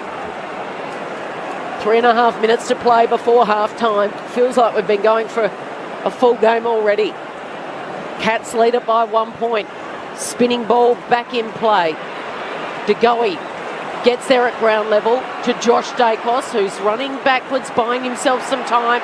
Kicks into the pocket, spoil from Radicalea, lands in the lap of Mychek, who bananas it. Through for a behind. Oh, it's not. He was in 2 minds there. On the full, apologies. Yeah, he had 2 targets too. Just rushed it. They botched that one. Yeah, they certainly did. So Cats hold on to that 1 point lead with 3 minutes 14 left before half-time. Stewart to Guthrie, long kick to half-back. Tui moved out of the way. Maynard the intercept mark. He's a big boy, mate. Look at the size of him. He's just that strong. He just moved just straight off the ball. 8 shots to 3 in the quarter, plus that one out on the full, so really 9-3. The scoring opportunities, long kick to the hot spot, spoiled away by Stanley. Down into the lap of Elliott, though, to Hoskin Elliott. Hand pass out to McCreary, that's inventive. Did a hand pass between his legs, sort of held the footy, whacked it with his fist, and in the end it was inadvertently knocked out of play anyway by Tom Stewart, so we'll have a Tom Mitchell will have a boundary throw in half forward. That's their mindset, though, isn't it, Corps? Just keep the ball alive. Through the legs, however it is, just keep it alive. Keep in the game. Something might happen. Flicked in right on 50 here for the Pies. Ginnivan spins out of trouble. Launches a long kick. Spoil from Sam de Koning. Loose ball, top of the goal square. Jamie's there. Right on the last line of defence. Guthrie gets it. And then he was slammed into the point post afterwards by Mychek. Is it coming back? It is coming back. It's going to be classed as down the field. Yeah, so it'll be a free kick to de Koning. Guthrie just slammed, pushed into the point post, cluttered into it. And down free kick to de Koning, who's still in the back pocket at the punt road end. Stanley was the target. There's a push. It'll be a free kick to Geelong going to Reese. How's the difference in the ball movement, though? Geelong are all just long to big packs. Collingwood, on the other hand, they are flying back the other way when they win the footy. Well, just run it, don't Yeah. Just run the legs off the Cats. Shorty goes to Jeremy Cameron, who's kicked 4 majors in this opening half, but he's got it across half-back. Off a step, as casual as you like. Looking for Dangerfield. Ollie Henry in front, can't quite get there. Good pressure applied by Frampton. Hands on the bottom of the pack to Maynard, to Pendlebury. Here they go again, running at wheel to Adams. Also involved is De Goey. Ginnivan, back to De Goey. Back of the goal square, they've got it now. Crossing across the midfield is a quick kick, finds McStay. McStay spins around, goes to the goal square all by himself. Hoskin Elliott couldn't quite hold the mark. Scramble, right a metre out. Radigalia, desperate defence. And it was Wainor that was involved in the middle there. It's brilliant. It goes so quickly. Speed kills. 9 to 17 inside 50s. But Collingwood it's just living in their forward line. Ball up in the goal square. Dangerous moments for Geelong. Stanley wins the hit out, finds the safety. The boundary line, not quite. Tunnel ball from Elliott. Paddles it between his legs. Atkins has it. Drilled in the tackle from Crisp, and now it's out. And a throw in forward pocket for the Pies. And the setup outside the back 50, Collingwood have just got it sewn up. If this ball comes out quick, Collingwood will take it straight back. They've got numbers really well aligned outside. Geelong need to get their forward line structure right. Collingwood have kicked the last 3 in the game. Boundary throw in. Darcy Cameron wins the hit out, but down to Bowes of the Cats. Hooks the kick out of the defensive arc. Neal hands to it. No mark. Falls to Maynard. Paddles it away. Straight to Myers though of the Cats. Kicks in the middle of the ground. Hoskin Elliott collects for Collingwood. Hand pass to Murphy. Short to DeGoey. He goes off his right foot, and that right buttock's heavily corked at least earlier in the game. Short kick to Maynard. Maynard long, top of the goal square. Pies at the drop. Scooped up Elliott. Trying to get a leg free. Can't do so. Hand pass to Myercheck, forward pocket. Short kick through the hands of Radigalia. Still a live footy. McStay, hand pass to Atkins. He's dragged down and the ball up. 15 out from the Collingwood goal. Geelong by a point as the seconds tick down in the first half. Yeah, they've done well to hold on the Cats because they're coming to Pies. Bobbles around down there. Dangerfield on the bottom of it. Flicks it out. O'Connor. And then Tui launches a long bomb out of the defensive 50 and Frampton up over the top of Ollie Henry. Knuckles that over the boundary line. So it'll be a boundary throw in. So the bench would now be screaming at Geelong. Only seconds to go. Just pack this stoppage up. Do not let a quick kick give Collingwood a chance. Cats lead it by a point. Led by as much as 16 at quarter time. Ball tossed back in. Darcy Cameron gets his palm to it. And that'll do us on one of the best opening halves of AFL footy we have seen so far this year. You just see the jumpers, the hoops and the stripes, and 80,000 plus at the MCG. And you feel like it's September. And that's exactly how these two heavyweights have played here this evening. At the main break, it's Geelong by 1 point, 8-3-51. Collingwood 7-8-50. The goal kickers, Jeremy Cameron booted 3 in the first term. He's got 4 to his name. Singles to Stengel, Close, Henry and Zach Guthrie. And for the Pies, 3 to Brodie Myercheck. And then there was Elliott, Pendlebury, Howe and Adams. Bigger story happened off the field. As much as you couldn't take your eyes off the high tempo, attacking, fierce football, it was off the field where it all happened. And Tim Hodges is down there to take us through it. That first half action on the bench, Hodgie. It's been amazing, Kelly. Look at just the demeanour of the two sub-players, if you would. Gary Rowan is he's walking around the boundary, almost at the Geelong race. Just the look of that hip injury. I'm not sure, I think he's going to miss a bit of footy, just the look on his face as much as anything. Whereas you compare it to Darcy Moore, he's been out there slapping the back of every Magpie player. If I could just take you back during about 5 minutes to go in that quarter, every player from the Collingwood, I was sitting almost beside Darcy Moore here on the boundary, and every Collingwood player was coming to the bench and just checking and saying, Darcy, what's happened? And Jeremy Howe was the biggest one. He sort of went to hug him and said, what's happened? And I know you were a bit cheeky, Kelly, during that call, saying the hamstring went ping. Darcy Moore didn't say my hamstring's tight. He said, I've done my hamstring. So, and the look of Jeremy Howe afterwards was just a shattered teammate, but also a shattered friend when he told him the news. So that's going to be the biggest story, I feel, out of tonight, win, lose or draw for the Pies, that they are going to lose their captain, Darcy Moore, you would think, for the rest of the home and away season. Thanks, Hodgie. Jordan DeGoey had work done really high on his right side, on his buttocks, which looks like at least a severe corky. He did come back. He's kicked mainly off his left peg when he has been able to kick the footy, or very short on his right side, but has continued out there running mainly through the corridor. And as we heard, Gary Rowan with that hip adductor injury subbed out of the game in that second term as well. One thing it did do, when Moore went down, it stung Collingwood into action, that they completely turned the game around from the point that he missed. They were 16 down at that stage when Moore went off. They fell 22 behind. And from that point on, Collingwood have then been able to respond with 5 of the next 7 goals in the match. The thoughts of Cameron Ling and Mick Moldhouse. It's Geelong by 1 at half-time. There's a reason, Mick, why we all love watching Collingwood play when they're playing well. That was some of the most scintillating footy you'll see. And in a game where Geelong were playing terrific footy, and Geelong had the game on their terms for the first quarter, certainly, and early. They flipped it, and they flipped it with some of the most bold and brave and fast footy going around. Dacos superb, Crisp, DeGoey, everyone was joining in. They just went and went and went, and it was brilliant to watch, and Geelong couldn't go with them. No, that summed up really well, Lingy. To me, okay, Collingwood went from first quarter having 79 possessions to 120, so they've gone 40 more possessions. Now, we might say, oh, what did Geelong do? Geelong had 40 less than them. So if this keeps going, now we know every quarter is different, but the styles are just, and you have to build your style around what you play like. Now, you've pointed and I've pointed to Holmes thinking, well, he's got pace. Where is he? He's had 4 possessions. 4 possessions, fumbled a fair bit of time. Collingwood's run off the back line is... when they get running, they link through the middle, and then the back line, I don't care, you can have 6 Stewarts playing for Geelong. They've got to anticipate which one's going to get the receive. Is it someone going to be chipping up at me, going long, going sideways, whatever? No back line can hold out against that run. I don't care how good you are. And and this is where I looked at last week at Hawthorn. They stopped Collingwood cold in the back half through real diligence and made them play slow. Geelong play a slow game, let's face facts. They're not quick enough leg speed, so therefore they play a nice precision game, get it in the forward line. They can get you over the top. Cameron's kicked 4 goals, 1 out of the goal square, the others he really earned. But if it's going to be Jeremy Cameron only, it's going to be a Jeremy Cameron forward line only, then they are in absolute strife, because Collingwood will distribute their goals, they'll distribute the players through the middle getting the football.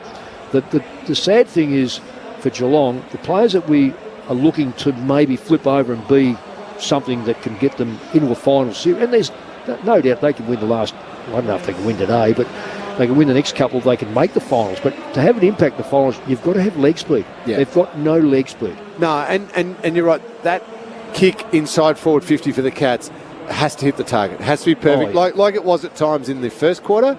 But the moment it missed, and Isaac Quainer was just amazing in a couple of moments to just get a hand in and turn it over. The moment it's not a mark and a set shot at goal for the Cats, it was gone. It was back out the other way at a million miles an hour. Stengel and these sort of players, they've got to put more pressure on. And Holmes is not getting the ball in the midfield. Give him a little cameo on the forward line and let him play as a high half forward, because he's got speed. Because you've got to be able to match speed with speed, but also get the contested football in your forward line. Now, it doesn't mean you have to score every time, but you can't allow Collingwood a link hand pass, because if the third time they touch it, I'll tell you right now, it's in the middle. Yeah, it's gone. And the 2 that we identified before the game, and you spoke about one already, for Geelong maybe being the ones who could make that little leap in the middle of the ground, were Max Holmes and Tanner Bruin. Yep. Now, Holmes has had 4 touches and Bruin's had 5. Yep. You compare that to what we reeled off as the Collingwood midfield. That's who I'd bring in. Grind Myers in there, yeah. You have to, because it's smart. Collingwood midfield, Josh Dacos, unbelievable, 20 touches. Crisp, 15. Now a bit of that's off half-back. Through the middle of the ground as well. DeGoey, 14. Lipinski, 14.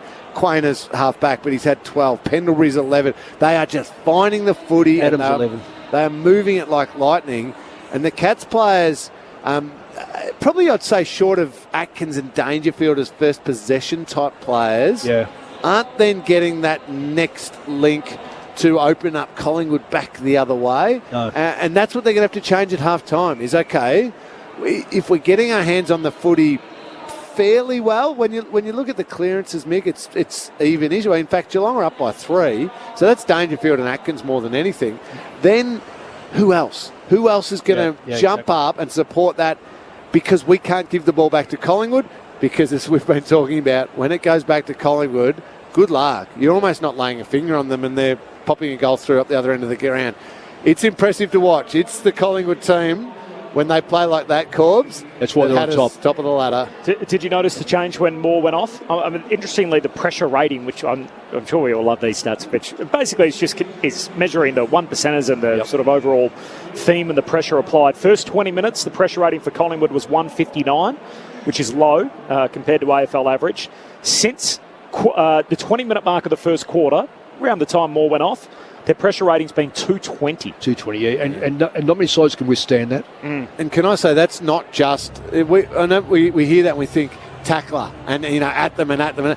It's also covering off the receivers. Yep. It's the pressure right around where the ball is. So that person is forced to just slam it on the boot, or he gets caught and he's just got nowhere to go. That's what they've done superbly. It's been a fantastic night already at the G. A couple off the SMS just before we go to the news.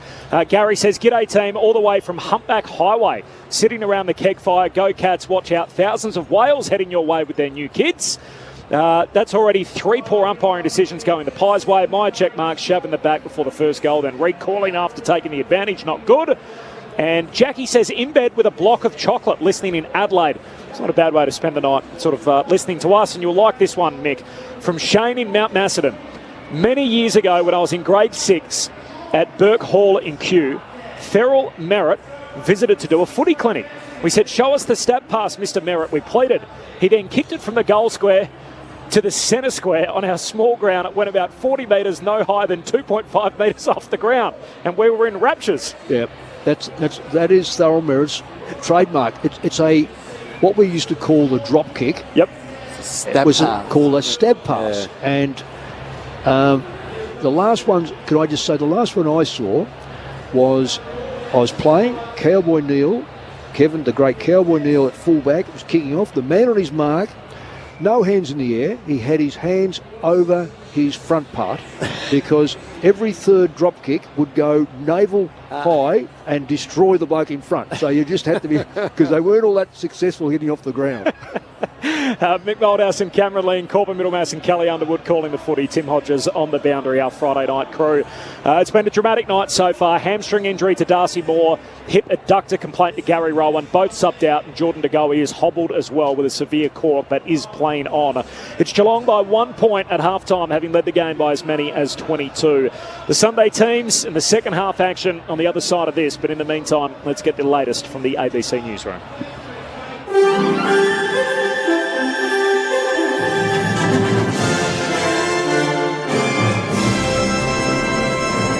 ABC News with Glenn Lauder. Hawaii's governor says wildfires spreading across the island of Maui are likely the largest natural disasters in the state's history.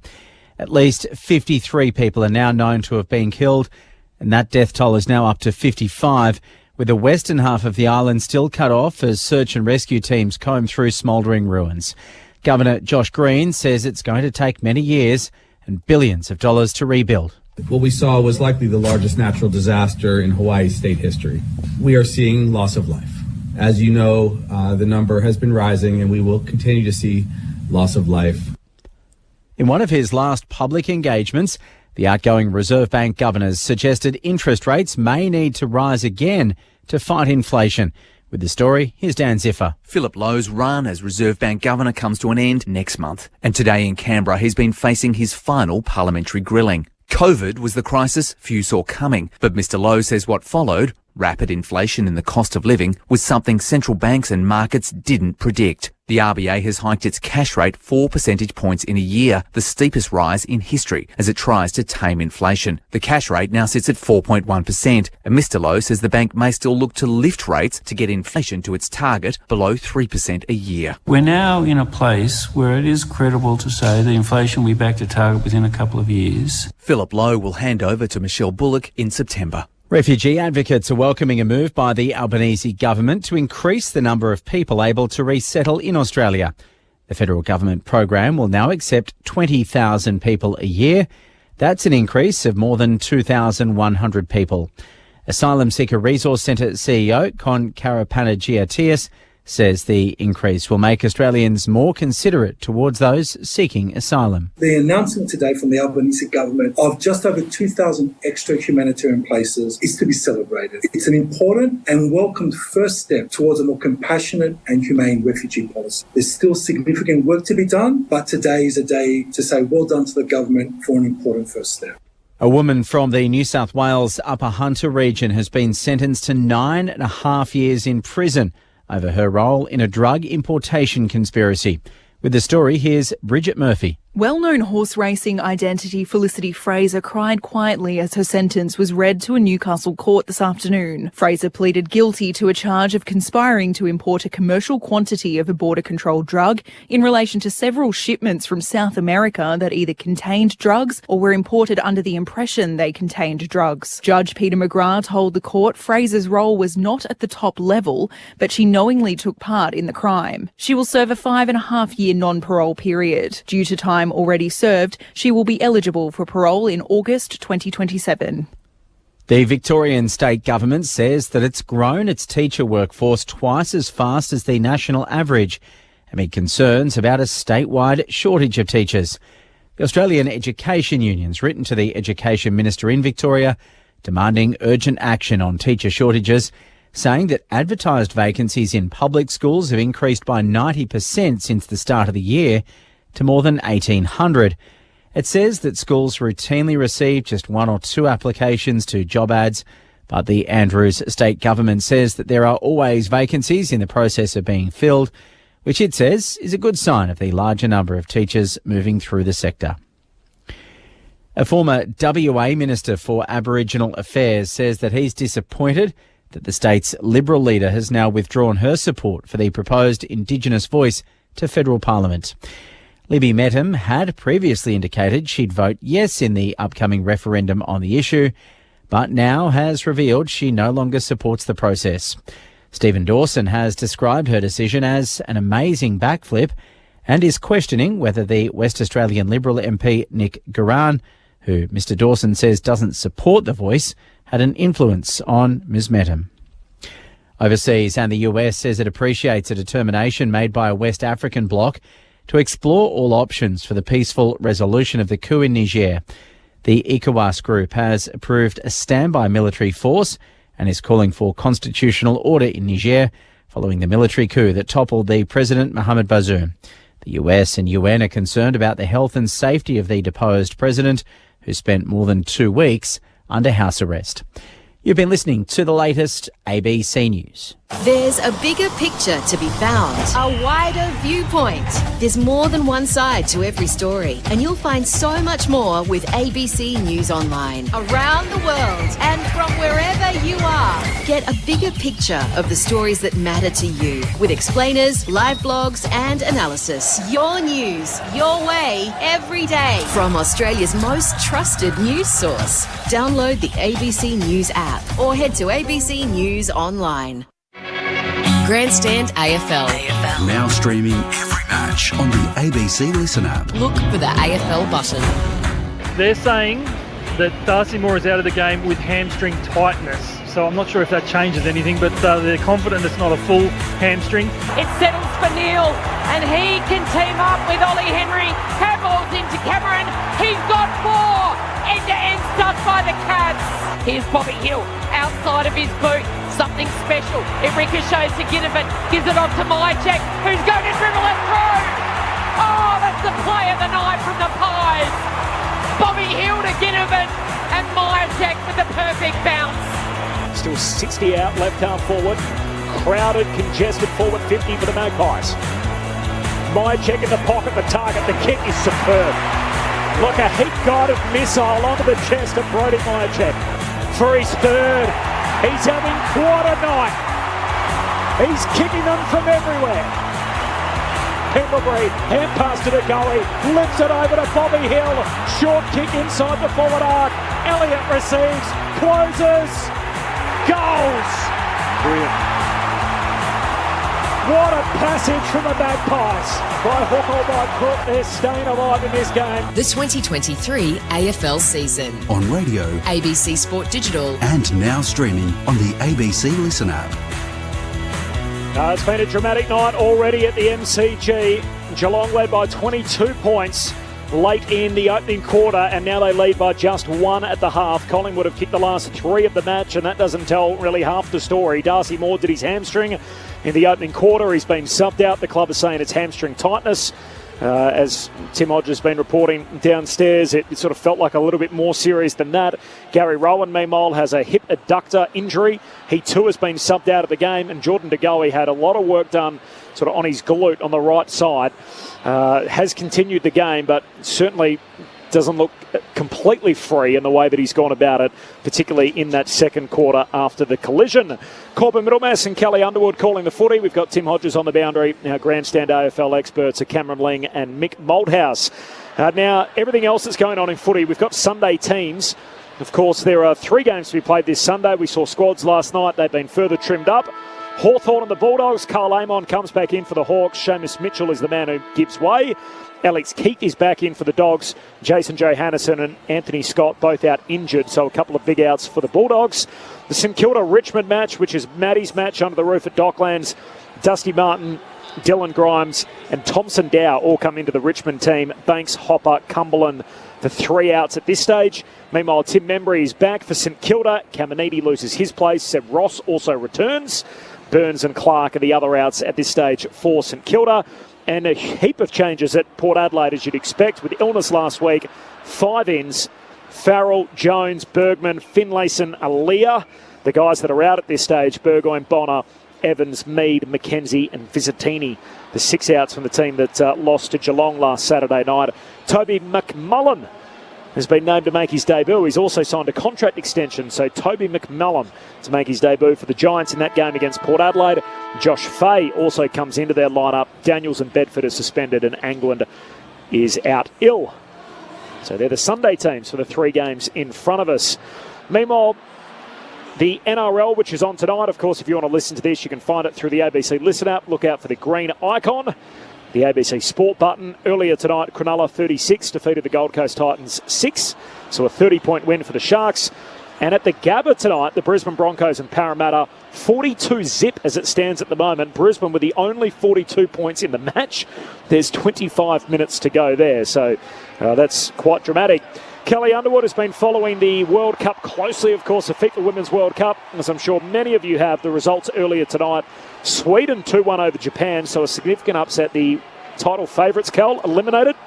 In Japan. Yeah. England are the title favourites, but Japan definitely for that side of the draw would have been the favourites to get through. And Spain earlier, a 1-1 draw at the end of regulation against the Netherlands. Spain winning 2-1 in extra time. Yeah, cracker of the goal from the Spanish teenager. And what it means is there will be a new name on the World Cup trophy next Sunday evening in Sydney. That is significant. So we're down to 2 on that side of the draw. The semi-final on Tuesday in Auckland will be Sweden up against Spain. Of course, for the Aussies, it's all about tomorrow evening, 5 p.m. Eastern, Australia and France. You can hear it through the ABC Listen app. Look out for the green and gold World Cup button. What a night it's going to be in Brisbane at Lang Park. The Matildas up against France. And then England play Colombia later in Sydney. And, of course, the winners of those 2 quarters will meet in a semi next Wednesday in Sydney. The game will be on the big screen here at the MCG as well. Amazing. All the giant screens around Rod Laver Arena. You're hearing up in Brisbane at the Rugby League Stadium as well. So a lot to look forward to. A lot to look forward to as well in this second half. We've had a cracker of an opening half. That was a crooked bounce. Should have been recalled. Jordan De Goey says, nah, I'm going to keep playing. And he's kicked it straight down the throat of McStay. What a sizzler of a start for the Pies. Yeah, beautiful play by Jordan De Goey. He just played to the whistle. Everyone stopped from Geelong, but you just got to keep playing until the umpire decides to call it back. And De Goey on the left foot just got it to McStay's advantage. Fantastic mark out in front of Sam De Koning. So McStay hasn't kicked a goal tonight. He has now. And they are in front for the first time since the early stages of this game. Pies by 5 points. And they nail the first major in the opening minute of the third term. 8-8-56, Geelong 8-3-51. Well, it's going to have to be a real change around here. We know that the Collingwood have only just got in front, but to me, mind-wise, football-wise, they got in front with probably 3 or 4 minutes into the second quarter. Yeah. They just couldn't put Geelong away. I don't know how Geelong can change up their style, but they're going to have to restrict Collingwood style. And that's how sides are beaten, by restricting what Collingwood do best. But the Pies are up and about now. They've kicked the last 4 goals, bracketed by that half-time break. 4th lead change of the night. What a turnaround from Darcy Moore's injury late in that opening term. Collingwood have clicked into gear. Out in the middle, De Goey knocks it back to Darcy Cameron. Kicks out wide to the wing. Hill collects. Hand pass to Dacos. Feeds it back to Hill. Sidesteps his way around Holmes. Takes him on. Hill kicks to half forward. They all slide over. Out the back, O'Connor doesn't collect the footy. Taken off it. Still a live ball. Lipinski puts his head over it. Pack forms around him and a ball up. Half forward for Collingwood. Pies by 5 points. As Kel said, kicked the last 4 in the game. 2 minutes into the third quarter. Kicking to the city end, Collingwood in this third term. Darcy Cameron caught one high. Umpire didn't see it. Dangerfield tries to burst away. Handballs to Atkins. He's going nowhere. He's tackled by Josh Dacos. The All-Australian wingman for 2023, Cameron Ling told us earlier. He's one of the selectors. We do have a meeting this week to start firming up that squad and that team before the final meeting after the final round of the season. I don't reckon I'll get much argument there, Cal. See what else, Corbin, we can squeeze out of him before the end of the night. Snow Frampton's definitely picking up Cameron, so that's a good test. Oh, what about the Goey? That is a fierce tackle on Bruin. Yeah, he just slipped at the same time too. That's why it went high. So Bruin wants to move it quickly to Stanley in the centre. He's got it. Handball was a little sloppy for Duncan, makes him work for it. He traps it, gives it to Kolajasny. Flares it wide. Standing start was Zach Guthrie. Closing late was Hoskin Elliott. 50-50 ball has been picked up eventually by De Koning. And then the kick out wide finds Smith. This is where they really are slow here. This is where Collingwood get all their numbers back behind the ball. Into the pocket he goes. He's looking for someone to run and jump. That someone is Billy Frampton. Couldn't take it in the air. Got his hands to it. Quick to Maynard. Off to Markov. De Goey flicks it wide. Here they go. These exquisite hands. Crisp then long with a kick down the line to a one-on-one. Falls the way of McStay. Beats his opponent. Kicks back in board to Adams. Takes off. No one comes ahead. Kicks over the top to Elliott running back with the flight. Stewart was coming the other direction, but Jamie got there first. Well, I've got to say, Geelong need to have a real close look at their work rate because Collingwood had 5 players run forward to that ball. Geelong had 2. They're getting left in the wake, and it's sometimes it's work ethic as much as anything else. Elliott, we know he's a sharpshooter. Sometimes it's the simple ones directly in front that contest him. And there's nothing more than running at full pace in the pockets. But directly in front, can he convert?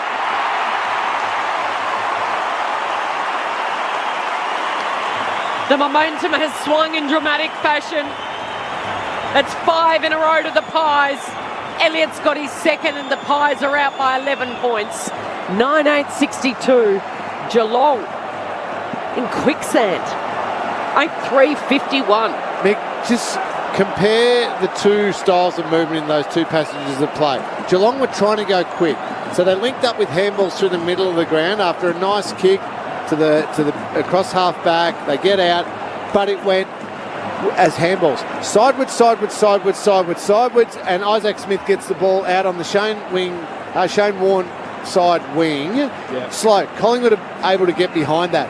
Collingwood, on the other hand, when they go through, they go straight through the corridor. Yep. Doesn't go sideways, it goes forwards. Collingwood by 11 points now. Back in the middle, Stanley wins the head out, gets the first possession himself.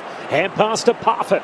Heads to half forward with the kick. Stengel a hand on it, but spills through to Maynard. Hand pass links up with Crisp. A slight fumble, put himself under pressure. He's tackled.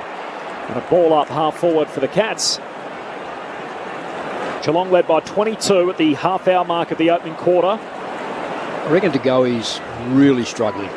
Collingwood by 11 now. There's that serious cork after the knock to his glute earlier. Kick inside 50 from Smith, and Murphy takes the intercept mark, lays it off to Noble, and here go the Pies again. Noble gives it to Markov. Frampton. Now it comes back to Josh Dacos. Looks like he's got all the time in the world. Kicks to the wings. Spoil came. Chris thought he had it. Chris with the kick. Smothered again by O'Connor.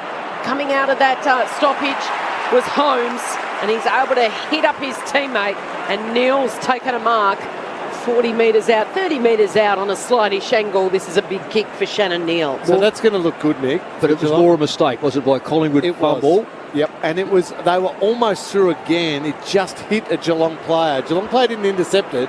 It hit him on the way through from that mistake. Never kicked a goal in his career. Played 2 games last year, one against the Crows, started as the sub against Port. How's this for an introduction?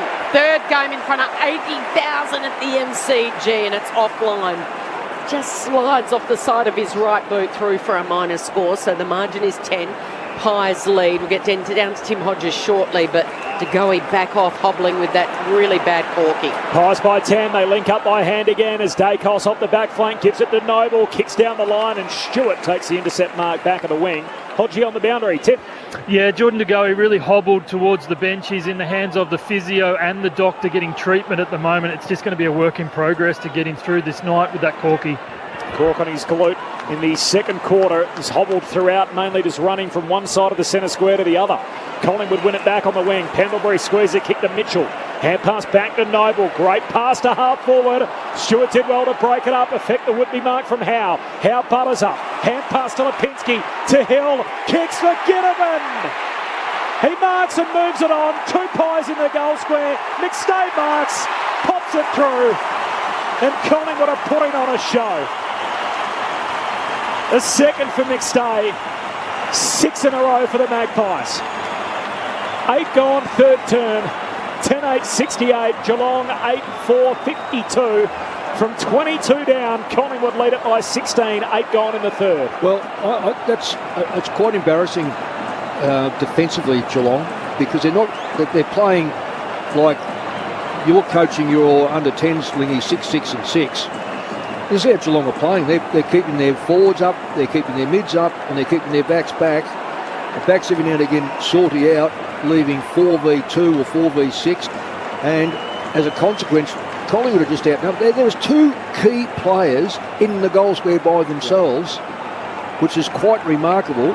And no Geelong players, no midfielders were entering into there. So they've been outworked, outmuscled, outrun. From 22 points down to a 16-point lead now for Collingwood. Cameron wins it in the air. Tries to get it to Pendlebury, but it was well done by O'Connor. And then Parfitt lands a massive tackle on Darcy Cameron, who's caught in the bottom of the pack. He does that well, Parfitt. It's one of his greatest assets is his in-close work. Ball up on the edge of the circle. Cameron again beats Reece Stanley. Stanley's pleading for the free. Umpire says no, and again it's Parfitt this time tackling Lipinski.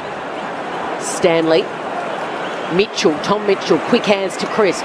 Quick little kick, skies it. Howe got there late. Radaglia with the thump down. Atkins with the handball. Back. Tries to give it to Smith. To Parfitt.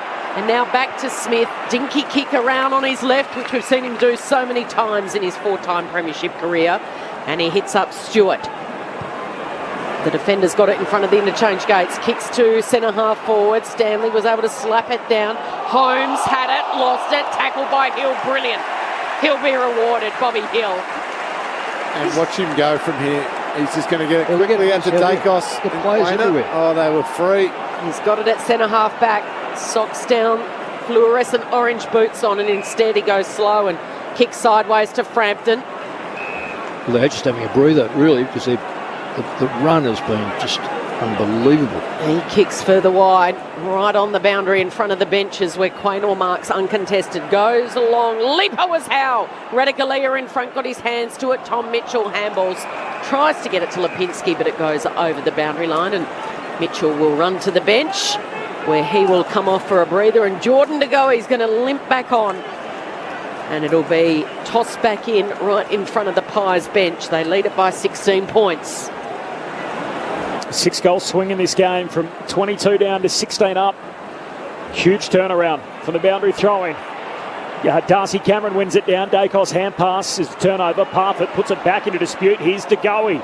Wins it. Hand pass went to Holmes though. Geelong back the other way. Gives it to Parfitt. Kicks to centre half forward. Cameron's got to go. That's Jeremy. Thumped away at the back by Murphy. Into the path of Duncan. Closed down by Ginnivan. Hot hand pass to Myers. He coughs it up in the tackle. Falls to Ginnivan. Tackled by O'Connor. He's not winning any of those free kicks. Jack Ginnivan looking for a high tackle. The umpire not buying what he sold and will have the ball up. Oh, that was high. Alongside the centre circles.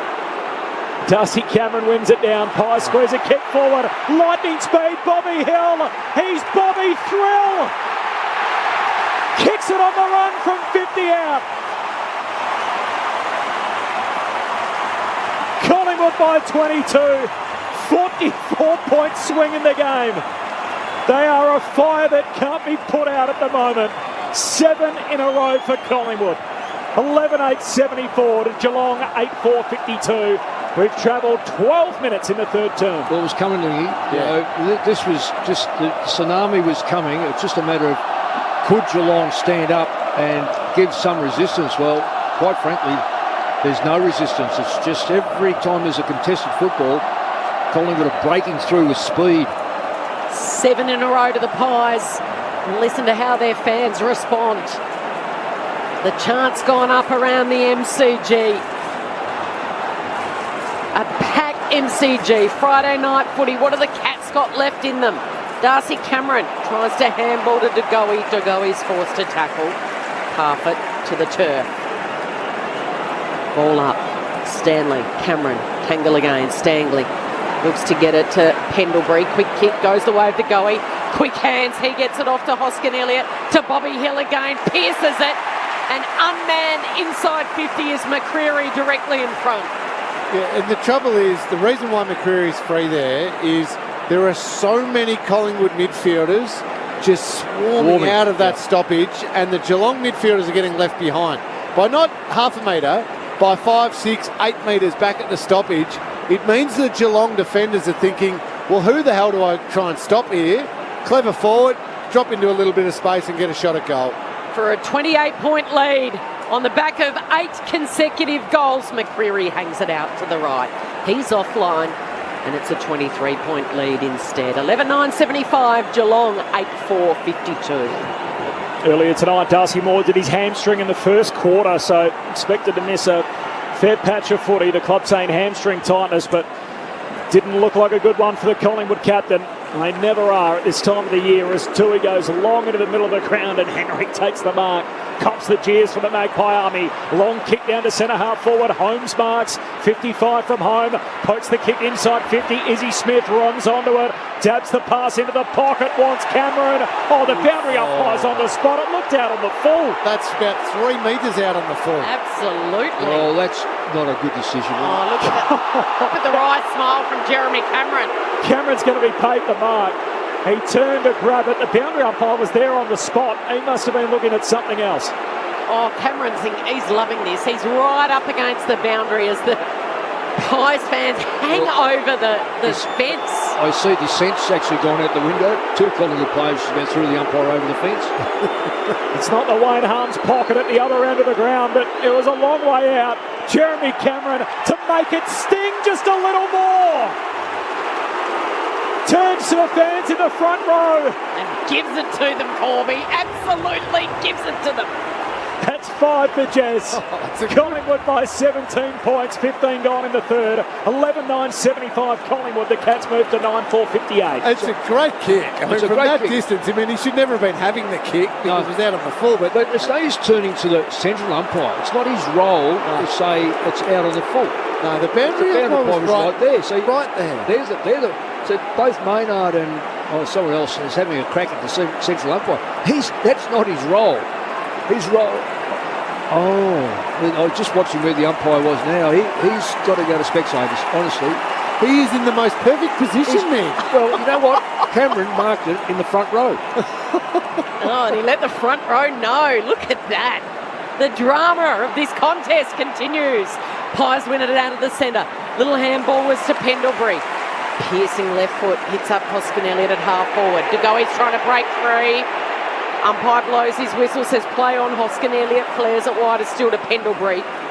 So Collingwood could run forward, so they know they're going to run into space. Yeah. They don't have to worry about, where's my man? They're just running. Couple of kicks out. What does Scotty do? He launches to the top of the goal square where it was all Geelong. It slipped through the hands at the back. McCreery! McCreery just rubbing it in the face of those Cat fans that had just come alive. And he gets his first for the night. And it's back out by 23 points. 12-9-81. Cats 9-4-58. 17 gone in the third. They're not kind to each other down there, the 2 backline players. both Geelong players could have said, oh, it's one or the other takes the mark, but neither of them spoke, and as a consequence, the ball just falls to the back. Look at, like, it's probably Stewart's mark, but that's what happens when you've got to take it. Yeah. You've got to take it. I mean, it's no use going crook with the bloke underneath you. Stewart actually jumped over the Geelong teammate. Collingwood with 8 of the last 9 goals in the game. Pies by 23. Back in the middle, Neal sockers it forward for Geelong. Now Chris picks it up, back edge of the square. Hand pass to Mitchell. Free kick. Holding the ball, really? Wow. No. Gee. Tackle from Dangerfield. And so Chris, no handball. Dangerfield. Oh, he's just about beheaded him. Right in front of the umpire. They're going to call a downfield free. So Jack Crisp was coming across to try and block or smother the kick at Dangerfield. Made contact. Dangerfield hits the deck. The umpire says it's a downfield free. Well, it did get him high, and it probably was a bit late anyway. He marked the ball anyway. Just a light left arm around the neck of Dangerfield. And look who happens to have the footy. It's Ollie Henry against his old team. Crowd engaged. They'll roar now. Henry puts it through. Geelong's last 2 goals coming from fortunate decisions. One no whistle, the other a downfield free.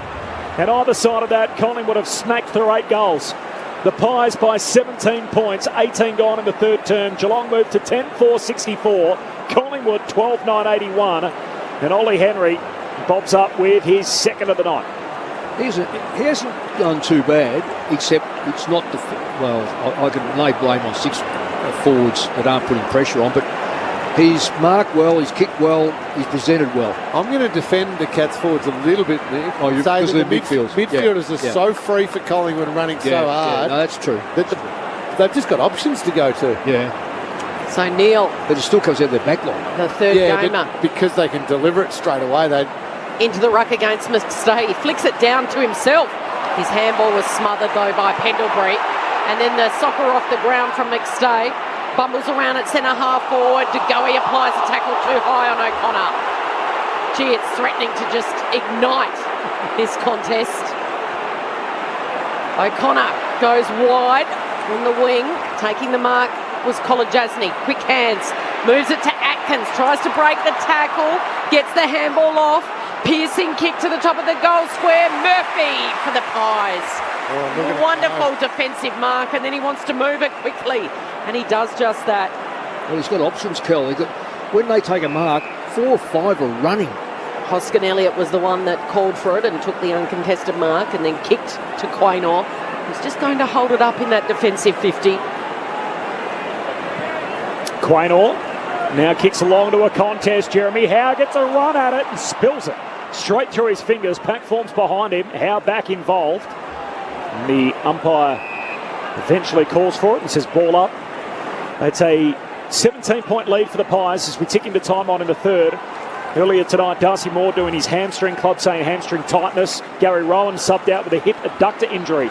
And DeGoey hobbled with a heavy corky from the stoppage. Geelong through traffic. Myers, hand pass to Guthrie, kicks inside 50, turnover.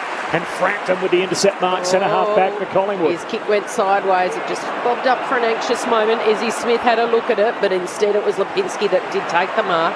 Goes short, flaring up wider still to Quaynor, brings it back to the southern wing.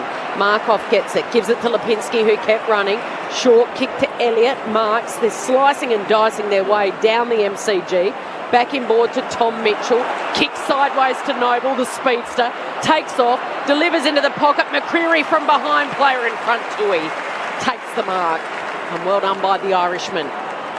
Kicks backwards into the defensive goal square where Colin Jasney's got it last line. It took a very good mark from Tui because that was slicing and dicing by Collingwood. He's got it at the city end and he runs around the southern wing. Cameron was there, Quaynor with the thump down. Quick hands, off to the run of Lipinski, closes to 40, open goal square, touched right on the line by Stewart. A desperate vice-captain in Stewart getting back and juggling that Sherrin over the line. So Collingwood by 17, 7 minutes to play in this third term. Cats led by as much as 22 in the opening quarter. Darcy Moore off with a suspected hamstring injury. Bruin marks the kick out, goes wide to O'Connor. Short kick down the wing, finds Close. Close needs to get involved. He's generally a good defensive player in the forward line. This going backward stuff is really going to just, Collingwood just set up in front of you, then they'll run the ball out. It's not a good tactic by... Back and across to O'Connor. Kicks a wounded duck down to half forward as it floats its way through to Dangerfield. Knocks it away to Noble. Hand pass back into Pendlebury. Pack forms around him. Umpire says ball up. Half forward here for the Cats. Those are pretty interesting kicks. It's like a big loaf of bread. Tired legs, I think, Mick. Tired, heavy legs. It's been frenetic, this contest. Bodies on the line, just like that, where Dangerfield tackles Noble to the turf. Close comes in and gets crunched. So Lord finally got someone behind the ball, but that just then sets Collingwood up behind the ball as well. Half forward here for the Pies. Neil flicks it twice in the ruck, over to Close, kicks into the pocket. Quaynor comes out, meets it heavily and then blazes away and kicks it into the fourth row of the fans. Get down to Hodgie in a moment. There's another injury, they're dropping like flies. John Noble is limping off, but in the meantime, Parfitt's got it right on 50, and he's just going to bomb it. Can they score a goal out of this one? Neil flies through and juggles it in the air and over the boundary line through for a minor score. Tim Hodges on the boundary, not another one for Pies fans. Unfortunately it is. John Noble limped off. He couldn't put any weight on his right-hand side. It's either an ankle or a knee, and he wasn't even taken to the bench, was taken straight to the room, so the doctor heading down now. Looks on our replay, Hodgie, maybe the ankle just getting trapped underneath the tackler there, Mick. I agree with you, Lee. Pies through Frampton, long kick down the wing, spills to Ginnivan, gets there on the bounce, jams it on the boot to the outer corridor, picked up there by Jake Collie-Jasny, tackled, just got a hand pass away to Bowes. Handball away to Holmes, swings the hand pass out wide, Dacos has a couple to beat, Dangerfield knocks it out of play and a throw in on the wing.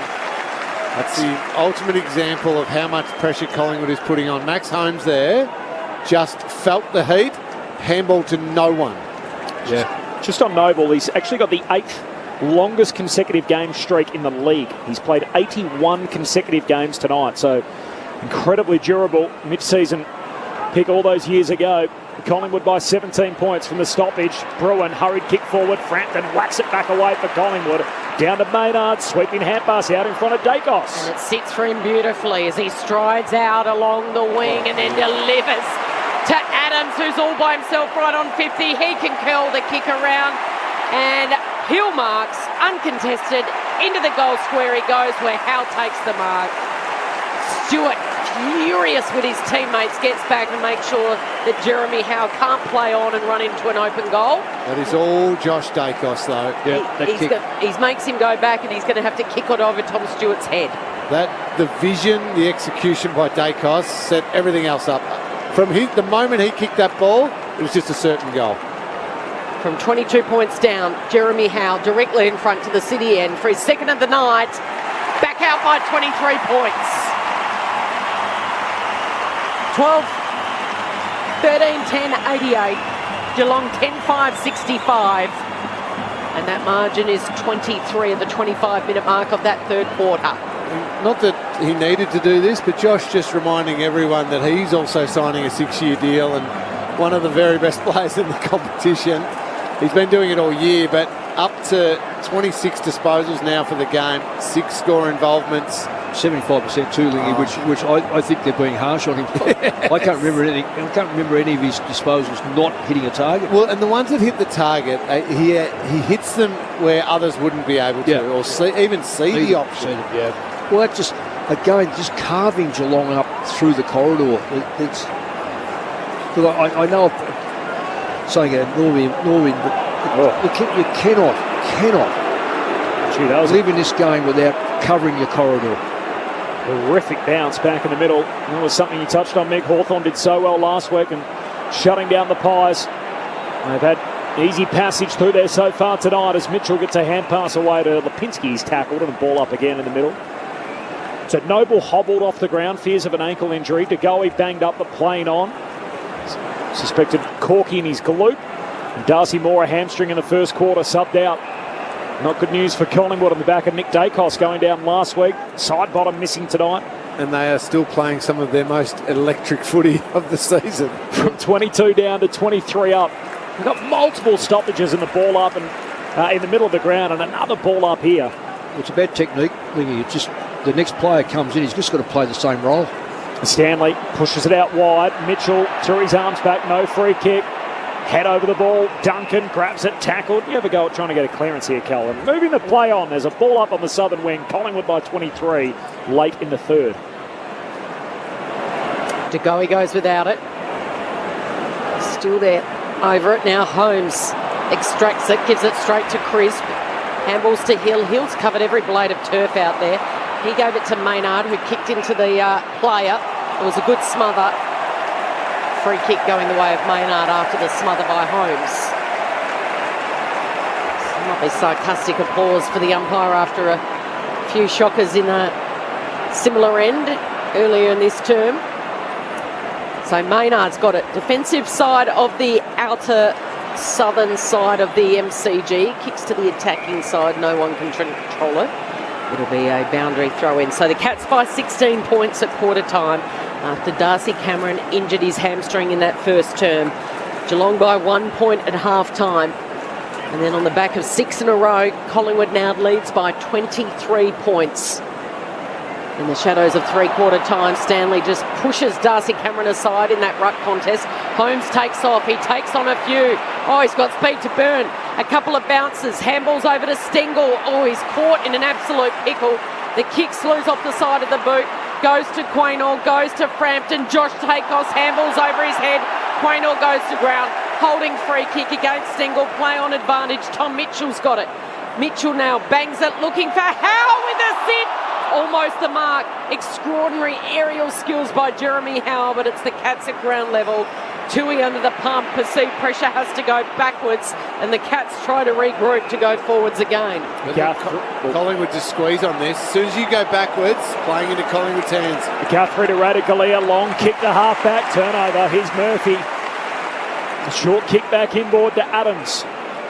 We touched on Murphy, thought he was going to miss 2 or 3 plays tonight with that ankle injury. They'll be hoping to get a few other quick recoveries with a few of the Pies banged up. Noble the last of them, off with fears of an ankle injury. Adams into the pocket, Ginnivan the target. Radicalea stands in front of him. And he's always going to win that matchup at his height and size. Takes the intercept mark in the back pocket. Half-hour mark, third quarter. Collingwood by 23, having trailed in the first half by 22. Long kick to the wing. Henry tries to share it down with Darcy Cameron. Ball spits out to Parfitt. Handball to Atkins. He's set upon. Tackled. Ball comes out. Bruin goes in for Geelong. He's met by a heap of Pies. And a ball up on the wing. Tim Hodges on the boundary. John Noble back from the rooms, Corbin. Just had one run around the boundary. That ankle on the right-hand side heavily strapped, but he looks good to come back on the ground. Cats in possession across half-back. Mitch Duncan was pushed as he got the kick away. Quaynor in a tussle with Close.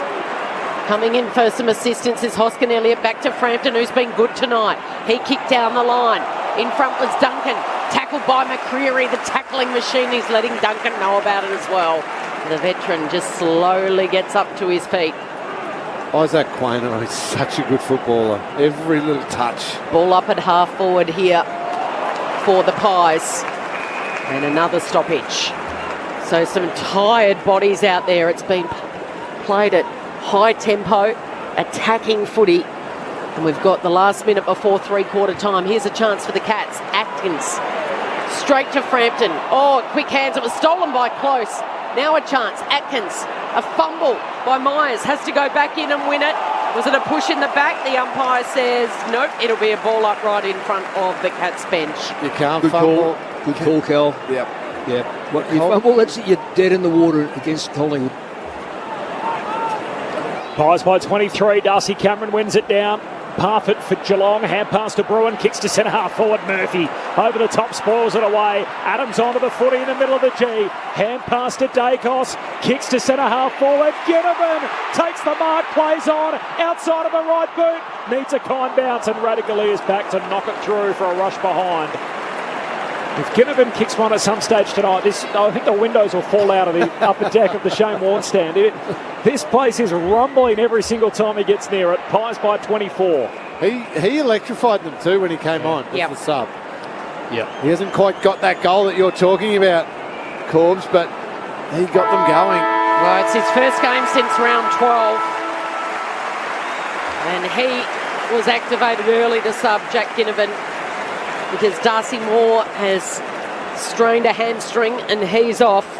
Noble's hobbled off with an ankle injury and De Goey's battling through a nasty corky. But Collingwood, well, it hasn't been the Pies of the last couple of weeks. It's been the Pies that have been the premiership favourites. Down by 22. They've got themselves in front by 24 points at three-quarter time. 13-11-89. Geelong 10-5-65. For the Pies, it's my check with 3, 2 each to Howe, Elliott, McStay. And the Cats, Jeremy Cameron has 5 and 2 for Ollie Henry. Collingwood by a game high 24 at three-quarter time on ABC Radio, News Radio, Sport Digital, and now streaming through the ABC Listen app. This is Grandstand AFL. Hey, it's Declan and Lavender from Sport and Spice, where the chat is well seasoned. Spicy even. Every week we keep you in the loop with the juiciest and most important and sometimes most ridiculous sports stories around. We also chat to plenty of amazing athletes along the way. I actually got kicked out of school last year. But down here, it is a real fight with rugby league and AFL. I mean, I'm a bit worried. I don't want to cop it too much. And I think if you're not a part of it, you should have FOMO. Sport and Spice. Find it on the ABC Listen app or in the podcast store under the Best of ABC Sport. Grandstand AFL. Now streaming every match on the ABC Listen app. Look for the AFL button. Howe butters up. Hand pass to Lipinski. To Hill. Kicks for Ginnivan. He marks and moves it on. 2 Pies in the goal square. McStay marks. Pops it through. And Collingwood are putting on a show. Darcy Cameron wins it down. Pies squares a kick forward. Lightning speed. Bobby Hill. He's Bobby Thrill. Kicks it on the run from 50 out. Collingwood by 22. 44-point swing in the game. They are a fire that can't be put out at the moment. 7 in a row for Collingwood.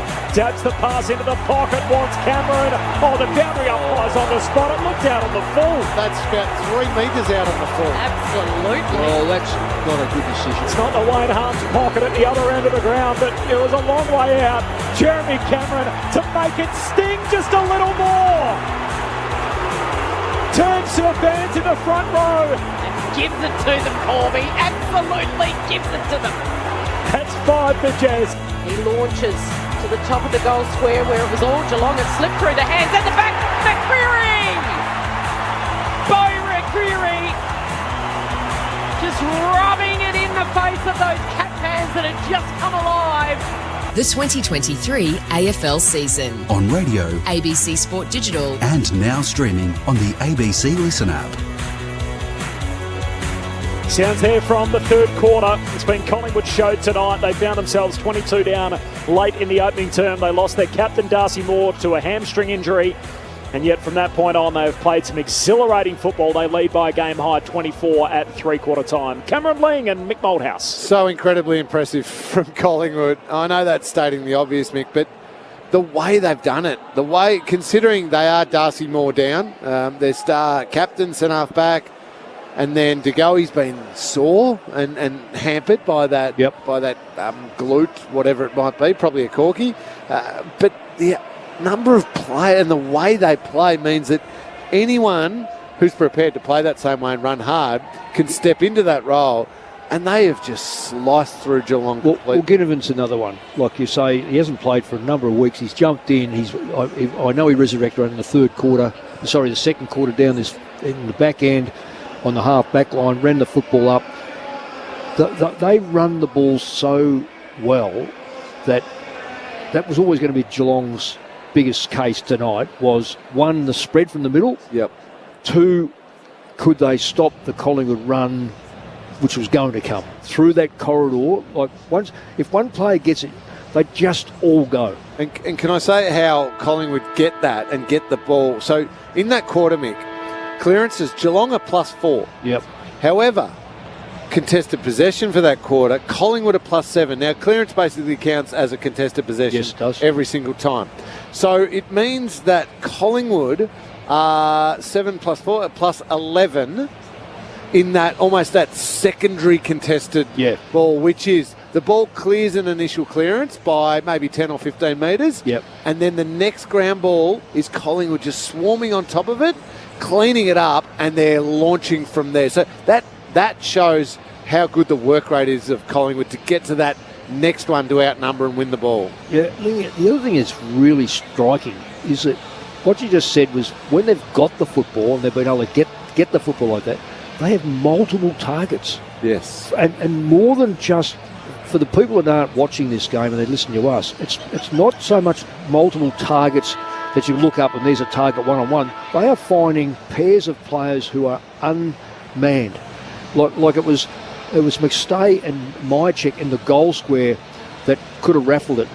McStay picked it up and kicked the goal. They were on this wing in front of us. We see multiple players where Collingwood, when they decide to transfer the football, they transfer it, and then they don't wait. I've just seen other side just wait and see something happens. No, they just go for it, and they then break the back line up of the opposition, controlled by Stewart. He's their captain down there.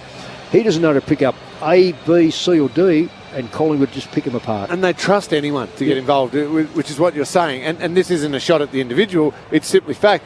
Collingwood kicked 6 goals, 3 in that quarter, 9 shots at goal. Brody Mychek does not touch the football. Yeah. Their best key forward. Yeah, he kicked 3 up to that stage. Yeah, does not touch the footy in that quarter, which goes to show anyone in that Collingwood forward line, anyone in that Collingwood team can get on the end of it. Cameron Ling and Mick Moldhouse, Tim Hodges on the boundary. John Noble couldn't walk, had to be helped down the stairs down to the rooms before, but he's starting on the ground in the final term. And just an interesting one on Darcy Moore. He's been over 2 and a bit quarters now out of this game. He hasn't had ice applied to that hamstring, so I'm not sure if that's a good sign for Collingwood or not. Thanks, Hodgie. I don't know either, Tim. We're not doctors. As Stanley in the middle of the ground is going to receive a free kick for a ruck infringement, kicks to the top of the goal square. Murphy kills it, puts his fist through it, sits up now for Dacos, got it out off the deck. A fumble from Quaynor, now becomes tackler on O'Connor, and a ball up, 40 out from the Geelong goal. Is that unusual though for a hamstring injury for it not to be iced? No, you normally do ice it. Yeah, I don't know what the current protocols are. It sometimes changes with that sort of stuff. Collingwood by 4 goals. Darcy Cameron wins the hit out. Lipinski trying to soccer it away. Picked up though by Tom Stewart. Came through like a wrecking ball. Shot goalward, missed everything. Out on the full. Given it was high, I mean, it's half lingy, I guess. I don't know. You would have done a few hamstrings, but is that the bad news that it was high and there's no ice on it maybe? I'm not sure. The worry is it being high, yes. Yeah. Then you could bring the tendon into play, but correct. Not sure. Okay. Connor for the Cats. Sends it deep. Dangerfield plucks it. Wheels around and goals. The captain believes, and he's trying to get his team and his fans to believe. And it's back to an 18-point margin with the much-needed first goal of the final term to the reigning premier. 11-5, 71 Geelong. Collingwood 13-11, 89. This will be interesting to watch, Mick. So if it was Collingwood who were down by 24 points at three-quarter time, there would be this, watch out, here comes Collingwood, they'll run over the top, and a goal early like that would have had a lot up and about. Come on, we can do this. Do Geelong believe they can do it from here? A goal that gets it back to 18 points, super early in the last quarter. I'm not sure if that same level of belief is there like it would be if it was in the Collingwood camp. Well, it's just a mad rush by Collingwood. They just keep rushing the ball until you get wound up in it and you end up being panicky. Geelong just don't play that way. They're bouncing the ball well. Bounce the ball as well as Geelong's backline's play. Crooked one in the middle. 8-point lead as the umpire for the Pies as the umpire chucks it up the second time. Atkins with speed, hand pass out to Dangerfield. Here we go, forward again the Cats, hands to it from Henry, no mark, hits the deck, Noble passing through, knocks it away but close, hands it out off the deck to Cameron, shoots goalward, misses. How could he miss that? Would have been number 6. He's kicked some much harder ones tonight, Cameron, for the 5 that he's put through. Behind there. I wonder if they would have started believing if he'd kicked that one. Yeah. Dangerfield burning Pendlebury in the centre. Collingwood by 17, 3 gone in the last. Okay, so the Pies through Maynard, long to to the northern wing where Ginnivan's got it. He's tackled to the turf by Zach Guthrie. Ginnivan in the long sleeves, black socks pulled down and the blue boots and the headband. But the blonde locks are no longer. Darcy Cameron ripped out of his hand by Atkins. Here go the Cats again. Out in front and well done by Neil. Had to really get on his bike in front of Murphy and takes a mark at half forward. Pokes it into the pocket. Who's there? Close is. I think he might have been looking for Jeremy Cameron and Brad Close closed in front. Little handball off to Cameron. Oh, Jeremy Cameron, forget the out of bounds. Once he's done it, twice he's kicked it from out of bounds. And is it going to pay? That can't stand. That is going to stand. Well, he's kicked two from out of bounds. Well, they can't review that part of the game. They can't review that. They can only review if it's touched or misses the post. So it's a goal. The goal stands. Jeremy Cameron has 6, and they're back to within 11 points. Well, I reckon you find that the boundary umpires that is unacceptable. He has received a hand pass out of play. Yep. So he's out of bounds in the forward pocket, looking for a wraparound handball. From the play Close is given it. What is the replay of this? How far out he is? This is unacceptable. So when he plays on the handball, the plays. He gets it on the synthetic turf. He gets it 2 metres out. Oh, that's and terrible. It's paid. Well, see, that's the central umpire's role. Drama, that's controversy. That's not boundary umpire. And a cliffhanger. 11 points. The Pies lead and danger bursting out of the centre again. He kicks to half forward. Jeremy Cameron's got it again. Takes a sprawling mark at right half forward. What a dramatic night already. And we got a whole nother chapter to write here. 4.5 minutes into the final term. Geelong closing. Cameron took a mark which was out of bounds, received a handball which was out of bounds, kicked goals off both of them. He's got a ticket from he paid $25 for the front ticket. And he's used it. When they say you've used every corner of the MCG, he has tonight. And some that are outside the playing arena. Jeremy Cameron for number 7. He misfires, kicks it out to the left and behind. But all of a sudden, it's a 10-point game. A match which looked in Collingwood's keeping. The Pies by 10, 5.5 gone final term. Momentum with the Cats. 2 absolute howlers from the umpire.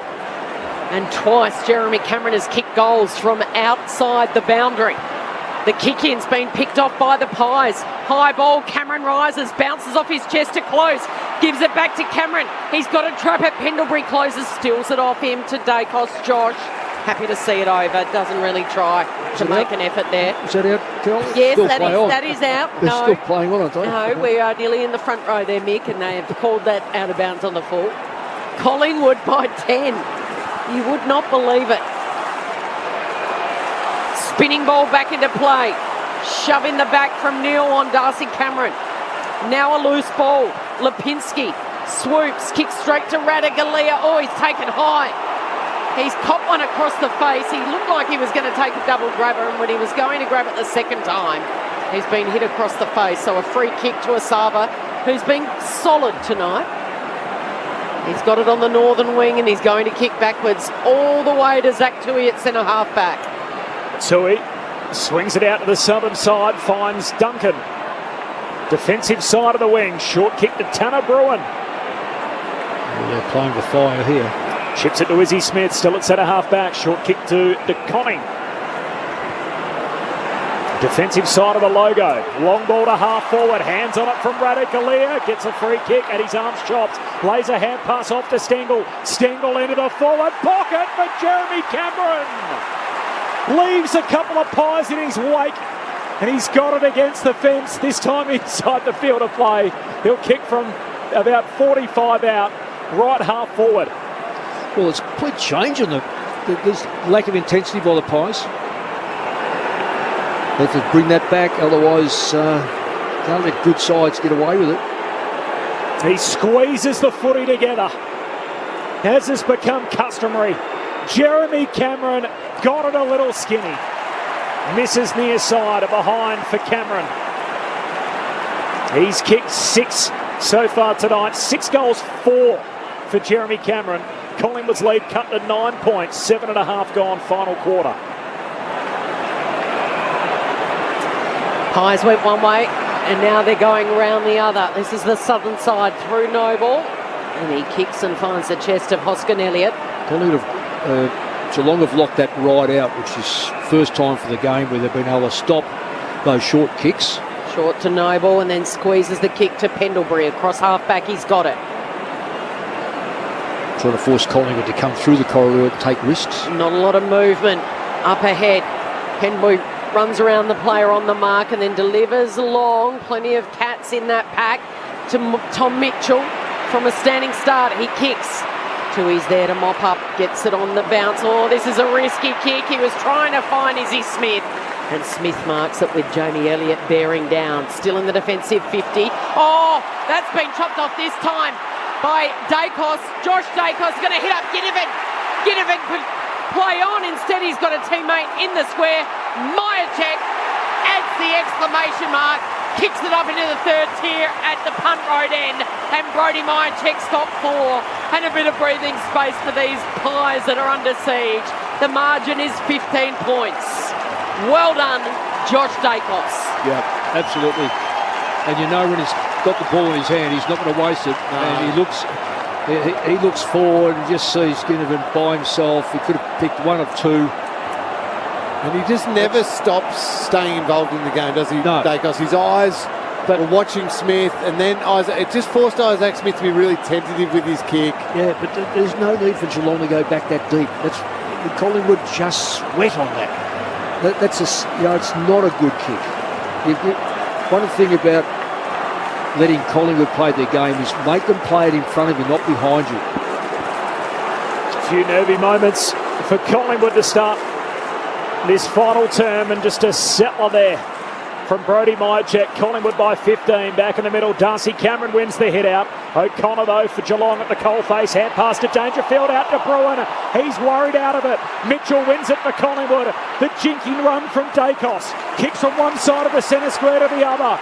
Markov marks, puts it inside 50. Oh, Elliott let it pass through. It's picked off by Kolajasny at centre half back. His hand pass is shocker. Invites Collingwood back in. Pendlebury to McCreary, short kick, and Elliott this time. He let it pass through on the first occasion, thought there was a magpie behind him, not to be. They reload Lingy, and now Elliott will shoot from 35 out just right of centre. Well, Collingwood gave Geelong half a chance to get through, but if you're going to make a complete mess of it and give Collingwood a second go at getting it inside 50, they're not going to miss again. And don't make the mistakes in the back 50. I'd rather you kick the ball to the boundary and let the umpire make a decision. This to give him 3+ goals in 6 of the last 7 weeks. Jamie Elliott. That is not a good finish. And in the end, Myercheck trying to hug it in from the behind post, rips it through for a 1 behind.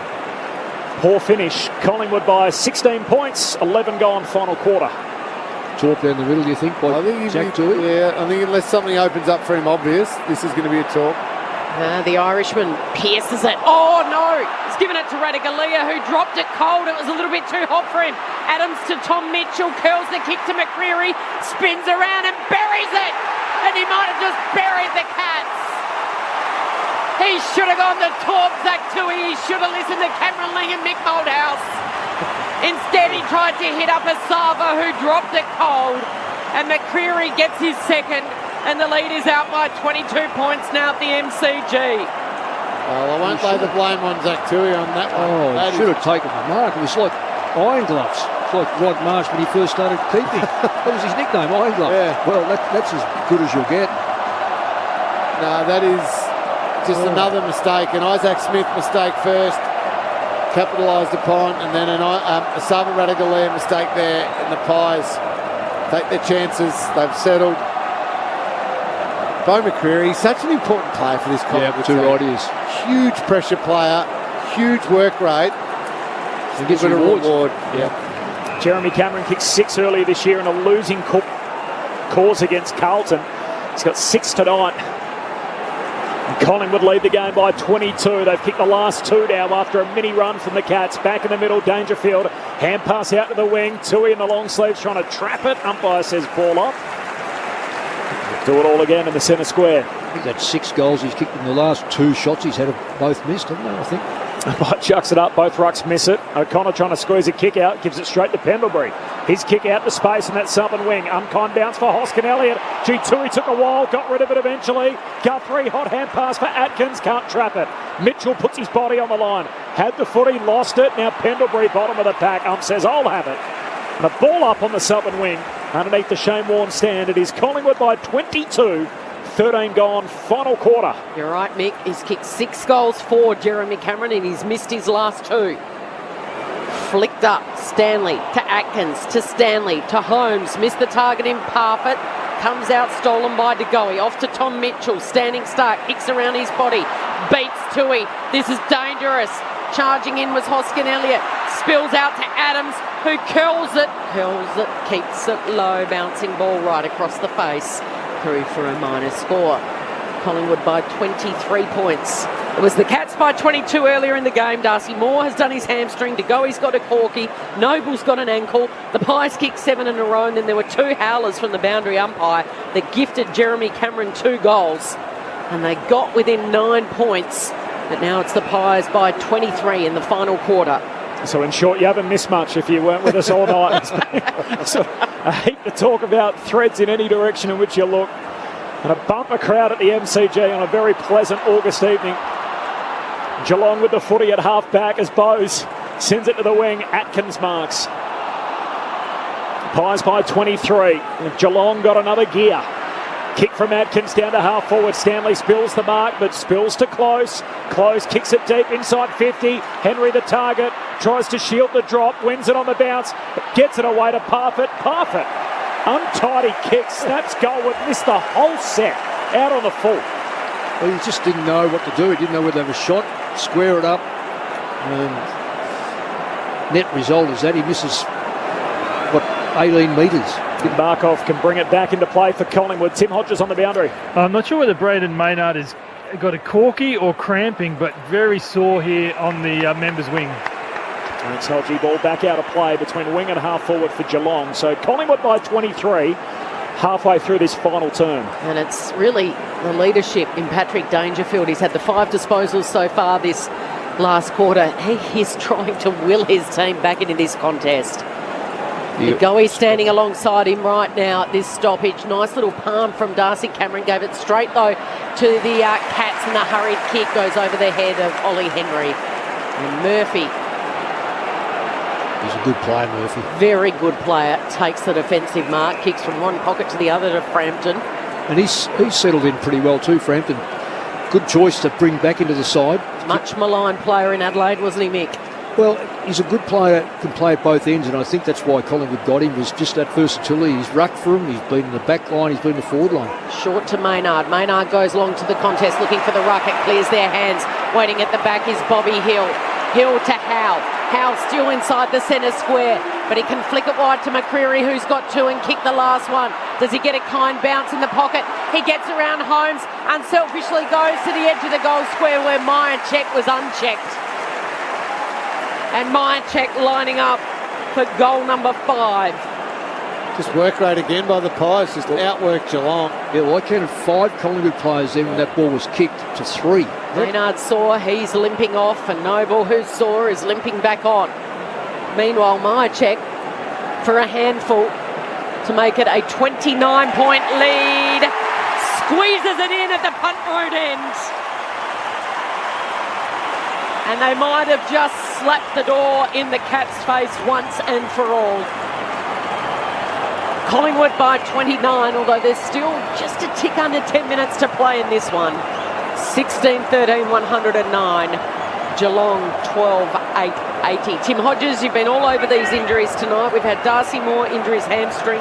De Goey's battled through a corky. Noble's battling through an ankle. And is Maynard injured down there as well? It looks like a corky, Kel. The physio wanted to grab him and do some work on him. Said, I don't want to stop. I want to keep walking around the boundary. As soon as he stops, I think he's worried that it's going to just seize up. But he is with the physio now, having that right thigh worked on. So, yeah, he's in a bit of discomfort, but hopefully he's okay. Just added to the woes. You called it well.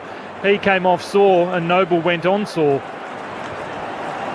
It's been that kind of night for the Pies, and in between they've played some scintillating football. The best team in the competition on top of the tree, and tonight's win might just lock up that minor premiership. As Dacos here is not, his possession's not going to count as a free kick for Stewart. Taken high in that tackle, so Geelong will get it back edge of the centre square. Collingwood by 29, a game high. Stewart, long kick out wide for Atkins, who marks on the wing. 18 gone, final term. Looks for Jeremy Cameron, hands to it. Ripped down over the shoulder by Frampton. Free kick for Cameron. That one is there. Yeah. I know the crowd wants to get into it, but that's a free kick. Love the reactions of the crowd. The famous number 5, won by Polly Farmer, of course, and Ablett Senior. Travis Varco. 2 premierships. One for your footy grid too, played for both these teams. Here's Jeremy Cameron. Left-footed drop punt, goes across the goal face, and it's whacked through for a rush behind. And it's a 30-point lead. In fact, it's a 28-point lead on the back of that behind. That's what happens when Geelong score the one off the margin from the team that's winning, not the other way. Collingwood by 28, 19 gone, final term. Kicking goes to Josh Dacos, continues to rack up the disposals, and it's putting in a good case for best on ground this evening with his younger brother Nick injured in the stands. Cats turn it over though through Duncan. Guthrie's got it in the centre of the ground. Oh, blazes away with that kick. No one was home for Geelong. And Murphy, he's handballed over the top of Noble, a little sloppy. He's got plenty of time to chase after the Sherrin.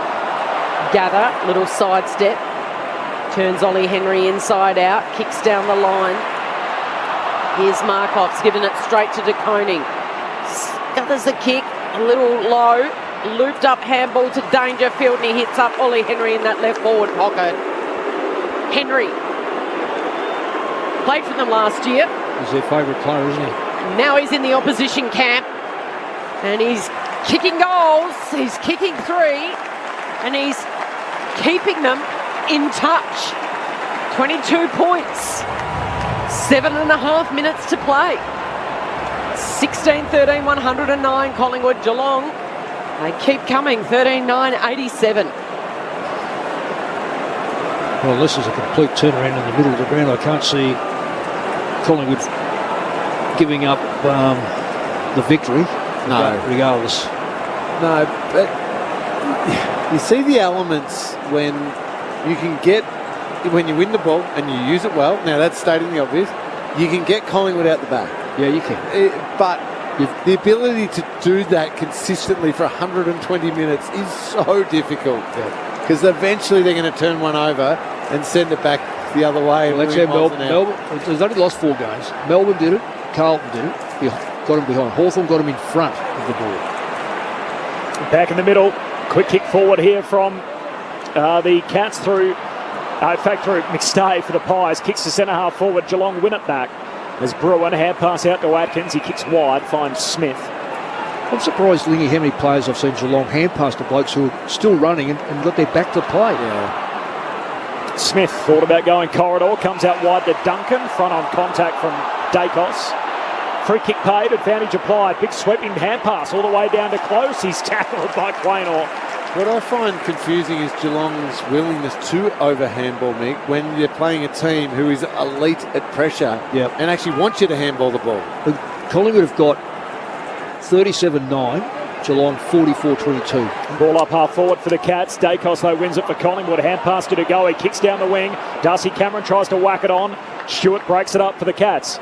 Gets a hand pass out to Tui. Handball to Bruin, to Bowes. Now loops a hand pass to Close. Swings it out wide for Smith.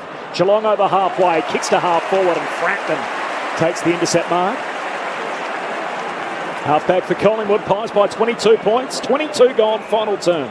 Josh Dacos has had it 32 times. Lipinski 23. Tom Mitchell 23. And for the Cats, Atkins leading the way with 28 disposals.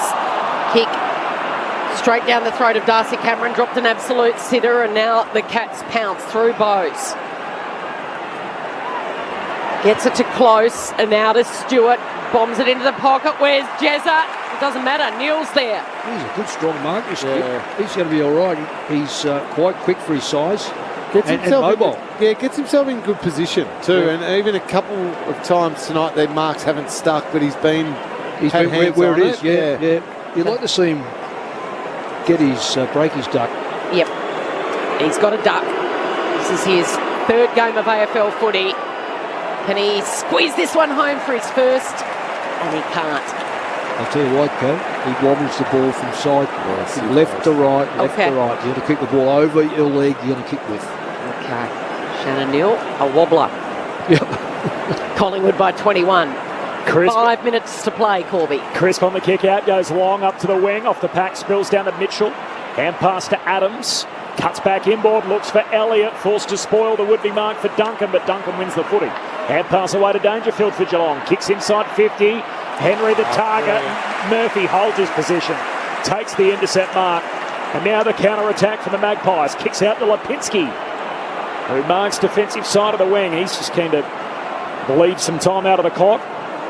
Goes on a bit of a stroll and drills it onto the chest of Markov.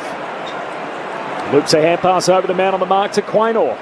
Attacking side of the wing, kicks to Elliott in the one-on-one with Duncan. They both reach for it, no mark, spills down the Cats' way. And a hand pass from Atkins out to Bowes, kicks down the wing. Here's Myers, looks in the middle of the ground, and Neal, who had the shot moments ago, lays a hand pass off to the run of Izzy Smith. Kicks for his fellow southpaw, Cameron marks, turns, plays on. Cameron bounces it through. That's number 7. He's had a night out, Jeremy Cameron, in what may not amount to a victory, but he has put his talents on show for all of us again tonight. 25 gone, final term, 7 goals, 4 for Jeremy Cameron. Cats trail by 15 with 4 and a bit to play. He's just such a superb athlete. That's why he's such a hard matchup when he's playing well, because he's a threat in the air. He's excellent overhead, but he can go from being a tall, looking to take a pack mark, contested mark, into someone who can move almost like a small. The way he glides across the ground, massive engine, remarkable athlete. I'm still confused why Murphy hasn't played on him though. Now Maynard's back on him. I just don't get. I just can't come to grips with that. I'm sorry. Official attendance 78,749 for Friday night footy. And the Cats need 3 goals in 5 minutes. Critical bounce in the centre. De Bruin wins it, sends it inside 50. It's a bouncing ball. Ricochets around. Eventually Dangerfield goes without it. Pendlebury's there. Oh, look at that, the smooth mover. Fake one way, went the other, delivered to Mychek on the chest right in front of the Pies bench. That is leadership and class. Dangerfield charged through. He went without it. And Pendlebury just collected. Delivered to Mychek, who delivers down the line, and De Koning with the spoil. Knuckles it over the boundary. It'll be a boundary throw in at half forward for the Pies. Lead by 15 points, 3.5 minutes to play. Cats by 16 at quarter time. By 1 at half time, it was Collingwood by 24 at 3/4 time. Darcy Moore injured his hamstring in the first quarter and has been on the bench ever since. Neal in the ruck, straight down the throat of Atkins towards Cameron. Over his head, he's booted 7, Jeremy. Nathan Murphy swoops to Frampton. Sideways kick, spotted Pendlebury. A couple of critical possessions late here for Scotty Pendlebury, the former captain, and he gives it safely to Josh Dacos. Just had contributors everywhere from Collingwood, and when you look around at Geelong, just too few. Dangerfield and Atkins through the middle have been good. Obviously Jeremy Cameron up forward, but not a lot of others, whereas Collingwood, every single player just knowing exactly what they need to do. Dacos kicks backwards and then gets it back and then delivers down the line where Darcy Cameron marks strong in front of the pack. McStay, rather. Well, that kick was that he marked that because of the kick. He pulled the kick back so the player McStay could run onto it. Just magnificent play, kick. And they're just going to milk the clock here, kicking backwards. Dacos getting involved again. He's up to possession, number 35. Scotty Pendlebury getting involved. Taylor Adams, vice captain. Just a tick over 2 minutes left. They've got it right in front of the Pies bench. There's no urgency to go forward. Now they pull the trigger. Slip through the hands of a couple of Cats defenders. Darcy Cameron with the tackle. McStay's there as well. And it'll be a ball up in the left forward pocket at the city end. With Collingwood in control, A lead of 15 points, a tick under 2 minutes to play. Just on Jeremy Cameron, so 7 goals. It's the 9th time in his career he's kicked 7, which you think that's amazing given sort of the genuine bag is really a dying art in modern footy. Yeah, it is. Got another ball up here. So this is game 229 and the 9th time he's kicked 7 or more in a match. He's up to 53 for the year. Are they all for Geelong or did he get a few for GWS? He got a few for the Giants. From the stoppage here, the Pies win it. So Dacos hands it to Elliott, kicks to the top of the goal square, and Tui just takes the mark. Back pocket for the Cats. We love a Sir Swamp Thing stat. Jeremy Cameron, 50-plus goals in a season by players who debuted in the 18-team era. Jeremy Cameron's done it 6 times. Wow. That's the most? The most. Yep. Next best is Ben Brown, Charlie Cameron, with 3 times. Atkins to Dangerfield. Looks inside on the 45, finds Stengel, swings his kick across the ground to Guthrie. Hand pass away to Duncan, kicks to high half forward, finds Izzy Smith. He kicks into the pocket. Now Cameron's all alone. Frampton getting back to cover off. Cameron can't complete the mark on the behind line. It's whacked through. If he did. He gets up here just holding his shoulder. I hope he's okay. He's had a hell of a night. He's kicked 7 goals, 4. It's a behind for Geelong. Collingwood by 14 points. Half-hour mark, final term. The kick to him was bad. That's a poor kick. He didn't help himself by running backwards, though. He should have cut around to the corridor. So after back-to-back losses that came out of nowhere for Craig McRae's men, losing by 32 points to the Hawks and 17 points to their arch rivals Carlton, the black and white army's going to be in full voice and cheer them all the way home here, Collingwood. They're missing Nick Dacos. He's out with a fracture in his knee. He'll miss the rest of the home and away season. Darcy Moore off with a hamstring, subbed out with a hamstring injury. You'd suspect he'd miss the rest of the home and away season. And it's going to be a famous win here over the reigning premier as the seconds tick down. Bruin down the line to Stengel. Strong mark in front of Chris. Fakes one way, goes the other. Takes off. He's running towards the city end and he's delivering, looking for Henry. Couldn't quite take the mark. Ravaged by injury, but the sublime skills and speed kills the older, slower Cats.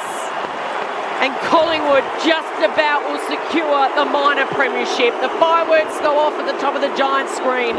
A free's been paid late here. And guess who's got it? The nemesis, Ollie Henry, directly in front. Too little, too late. It goes through for a major. No, missed it. Didn't he? Well, the umpire signalled a goal. My bad. Sorry, Cal. Okay. I apologise. And it's just a matter of by how much. In the end, Collingwood prevailed by 8 points. They are back, baby, and they will stay on top.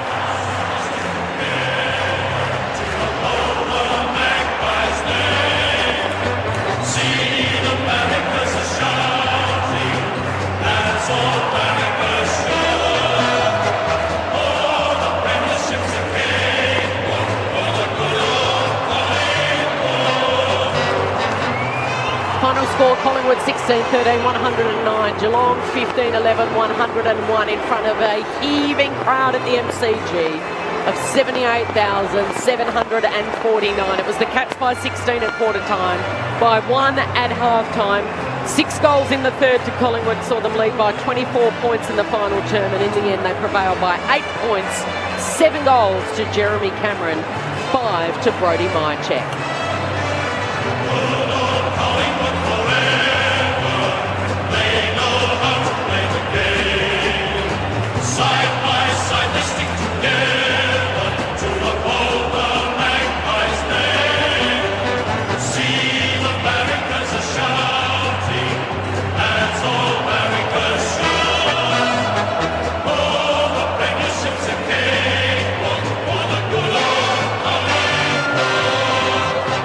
It's a game that's going to be talked about for many days. The fallout will be significant. It was high tempo, high drama, and plenty of controversy. The Cats jumped out to a 22-point lead And then Darcy Moore appeared to strain his hamstring. De Goey's got a corky, Maynard's got a corky, Noble's injured his ankle.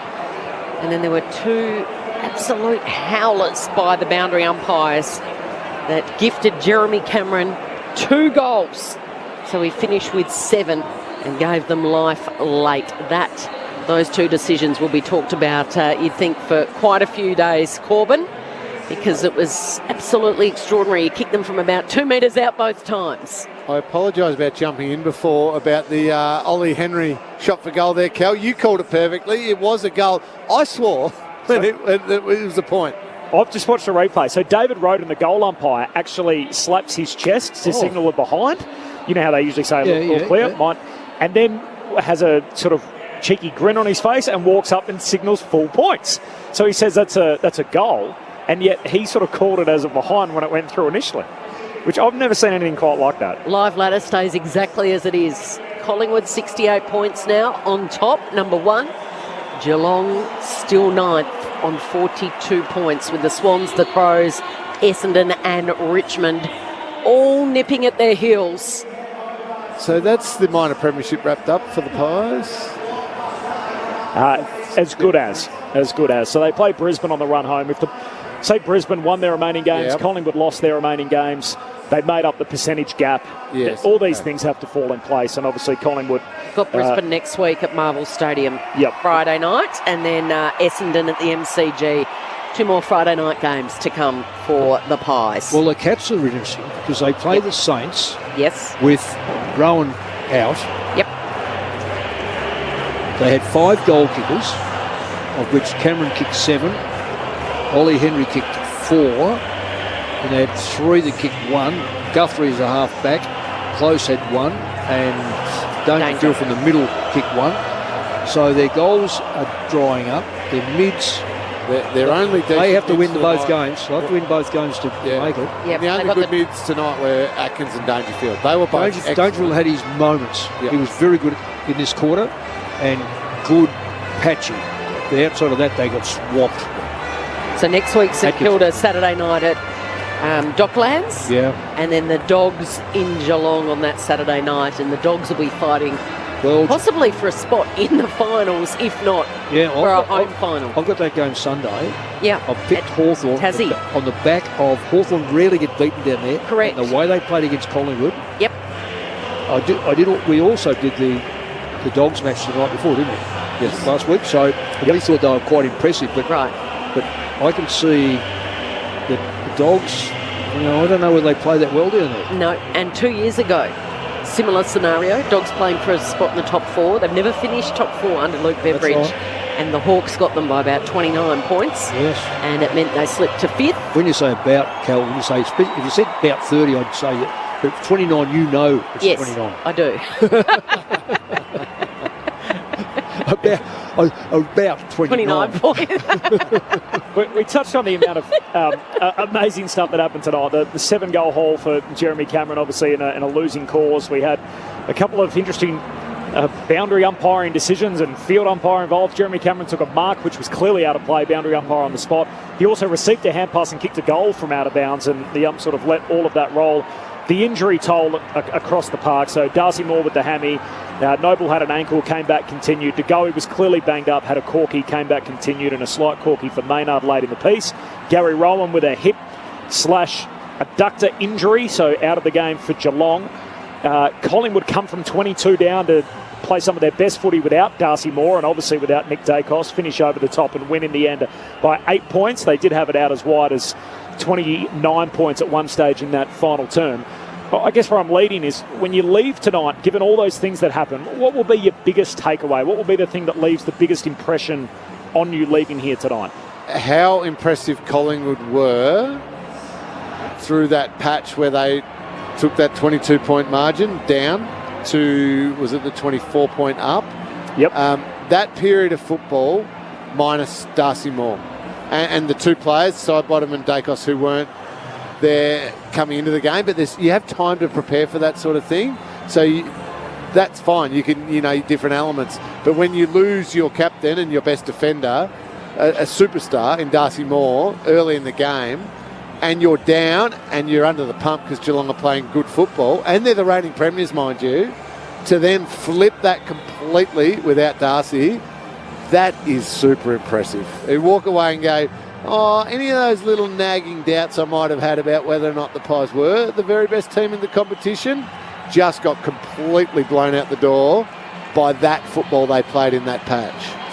And also, just going by what I've said before about the bottom five. Now, if it was on statistics alone, then you're looking at Cameron, rucked okay, Myercheck, 5 goals, Murphy, terrific job in the back line, Howe kicked 2 goals, 1, and just dangerous all the time. Ginnivan, I think he's 6. Whereas you look at Geelong, Colin Jazzy really struggled, I reckon. Yep. Radaglia, when the ball, like he dropped that one, he dropped his head, he dropped the mark, which cost him the goal. Neil's a young player coming up. Stanley, well, I say Stanley and Cameron probably drew. So there wasn't a great deal of difference. But if I throw in players like Markov, who last year was in the wilderness, played very well. We've had Adams last week was poor, played tough, hard football, really, really good football. Lipinski is he was a throw away from the Dogs. He was fantastic. So he's walking all right, isn't he, Darcy? Oh, I love the leadership from Darcy Moore here, Mick. He's leading them in. He's got the big puffer vest on, like he's leading the German band, doesn't he? He's got the big smile on his face, and we can get down to Tim Hodges because Darcy Moore injured with a hamstring. You wouldn't know it, Hodgie. He's going to lead this team into the rooms. Kel, you'll hear when they arrive. I think they sell tickets, Collingwood, to their rooms. It gets more and more people in here every single weekend. They're a happy bunch. I think there'd be 400 or 500 fans, family, partners, all in these rooms. Scott Pendlebury, the last of the Pies. He'll be the last to join the song. And then for a 17th time this year, there's great relief they get to sing it tonight. They go very silent, and here they go.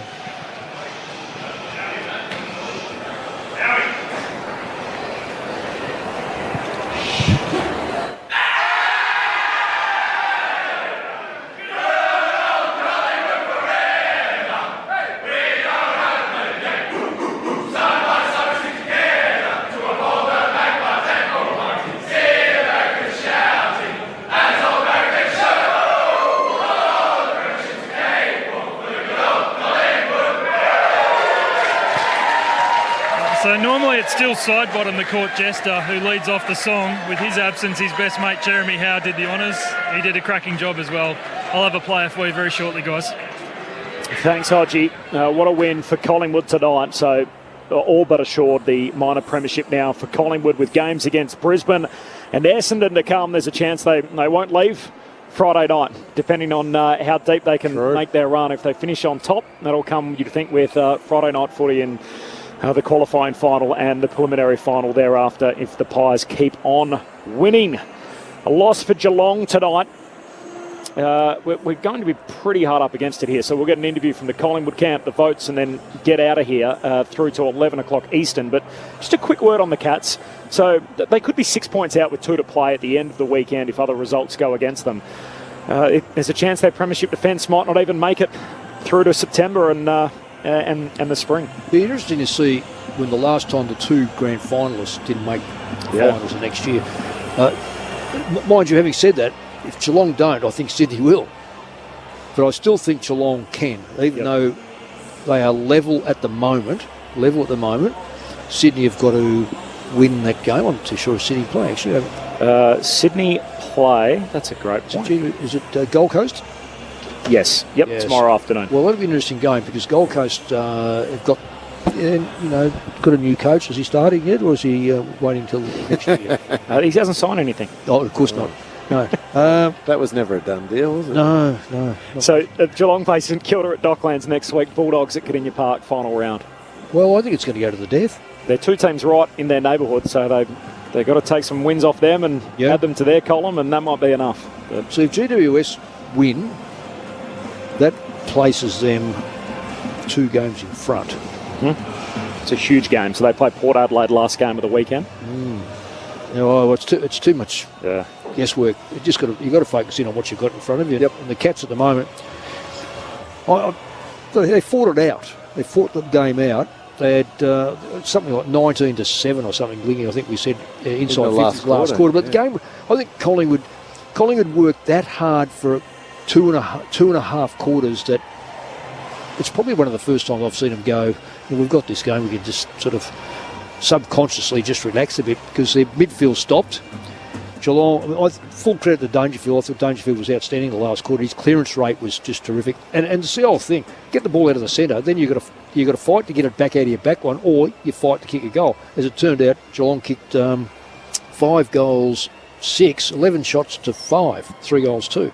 So the Cats, they weren't disgraced, and they kept on having a go.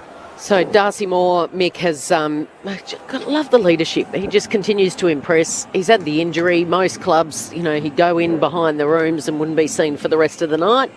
He fronted up to Brian Taylor with the host broadcaster, Network 7, and did an interview saying nothing too serious, didn't feel anything super strong, made a pretty conservative call. Although that wouldn't really match the replay that we saw, where he really just grabbed straight away at that hamstring up high and pulled up short. Full-time Collingwood win by 8 points. One man who you know reasonably well, Mick, is with Tim Hodges in the winners' rooms. Hodgie. Corbin, awesome for Scott Pendlebury to come over and have a chat with us. Scott, what is the emotion? Is it just relief right now that you got the 4 points after the last fortnight? No, not really. It was just another game for us tonight. I heard you play for Collingwood, you hear the external noise, and to me it was pretty funny. We lost 2 games in a row and everyone was sort of like, book your September holidays isn't finished. We just knew we got away from a few things that we really pride ourselves on, and they were really controllable for us. Get back to those and the game will look a lot more like a Collingwood game. So it's a long season, there's ebb and flows, and we haven't probably had too many ebbs in our season. So battle through those 2 weeks, learn a lot, continue to grow, and then I thought tonight looked much more like a Collingwood game. Even in the first quarter when things weren't going quite to plan, there were still no question marks for you? No, just a matter of getting it going. After a couple of losses, you've got to try and get that game going. It wasn't going to happen straight away, but I thought our spirit, our connection, and then our pressure ultimately was what got us back in the ball game. And we're the best pressure side in the competition, and we need to be able to bring that. And I think we're over 2 in that first half, which is really high pressure. Did you play more of a leadership role? I know you always do, but did you play more of a leadership role after quarter time when you saw Darcy Moore subbed out? Oh, not really, to be honest. I feel like we all were trying to connect and pick up the slack for him. He's such an important player for us, behind the footy with his leadership and stuff like that. And then, everyone's got their role. So, my role through the midfield is obviously to get after the game, but also help organise and set us up through that midfield as well. So I thought Nathan Murphy, Braden Maynard, Isaac Quaynor really stepped up when Darcy went down. That's enough from me. Cameron Ling's upstairs, but I think Mick Malthouse is probably hanging to ask you a few questions. Fire away, Mick. I'm going to jump in quickly before Mick gets to, because Mick's got about 10 coming your way, Pendles. Congratulations on the win. You've seen and done a lot in your 378-game career. Have you ever seen somebody receive a handball in about the 5th row of the stand and be able to kick a goal from there and it not be out of bounds? It's funny. I think it happened a couple of times tonight, but that's just, So Rubber the Green went their way a couple of times, and I'm sure we had a couple of ones that went our way. So he's an incredible player, though. Like, sometimes when you're out on the field with Jeremy Cameron, you just sort of stand there and you just marvel at what he's doing, and then you remember that you've actually got to go out there and play against him. So he's a freak. He's a great talent. Love playing against him. He always seems to play well against us, which is annoying. So, it's probably the first time I played in a match where they kicked a couple of goals from out of bounds. Beautifully answered. You're spot on.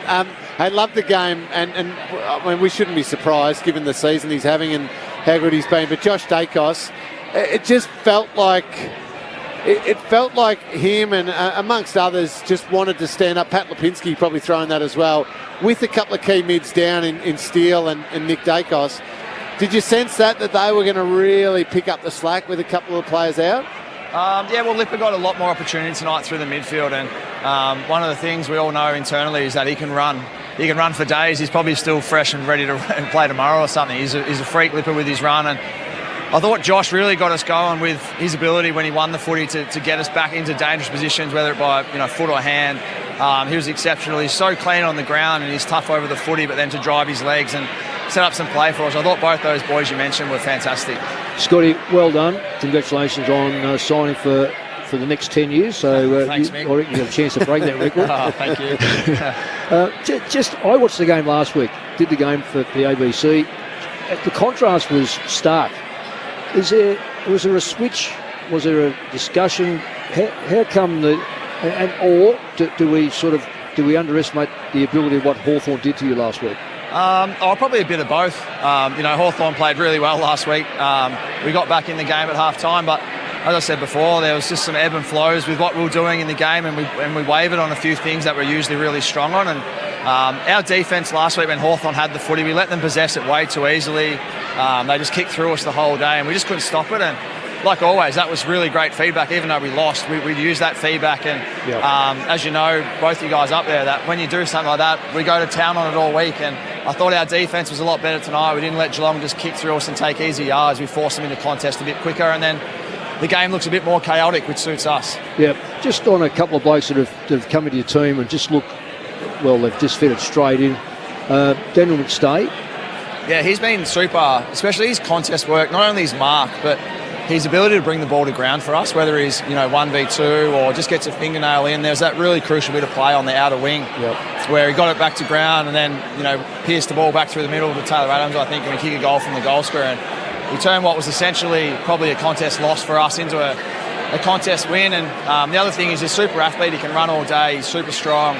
So he's really surprised us, and it's great to have him in the side and playing such an important part for us. And I know you're not a selector, and I know you're going to be diplomatic here, but does his performances now sort of keep Cox and Johnson out of the side?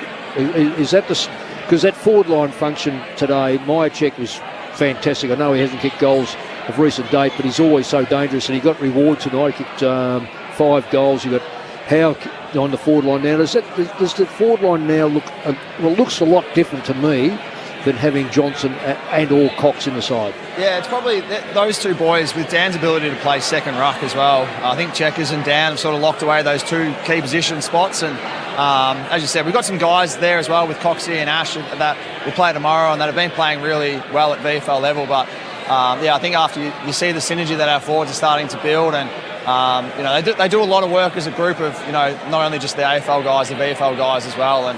But I think Dan and Checkers look like they've locked those spots away, and they're playing some really good footy together, and they're getting used to playing with each other, which is really important. Yeah, but just well done, and all the very best for the next few weeks. Thanks, Nick. Scott, just before you depart, just on quarter time, so when Darcy Moore walks out and he's obviously clearly done his hamstring, what's the mood like, I guess, around the group in that particular moment, knowing that it looks like a very unfortunate injury for Collingwood? How does that sort of permeate around the group? And this is brutal of footy, but you sort of don't really worry about it because we got a job to do. And to Darcy's credit, he come out and he was really vocal, like, well done, and all the key points we wanted to get done. He was talking to guys, we're getting this done, let's tighten up in this area. And you wouldn't have known that he was deflated or anything because he was up. He was giving energy to everyone else. And then our job, as I said, as brutal as it sounds, we move on straight away and let's how can we win this game of football. And then obviously afterwards you check in and make sure he's all right. And he seems up and about, and I can actually see him now yakking to someone. So he seems all right and pretty happy.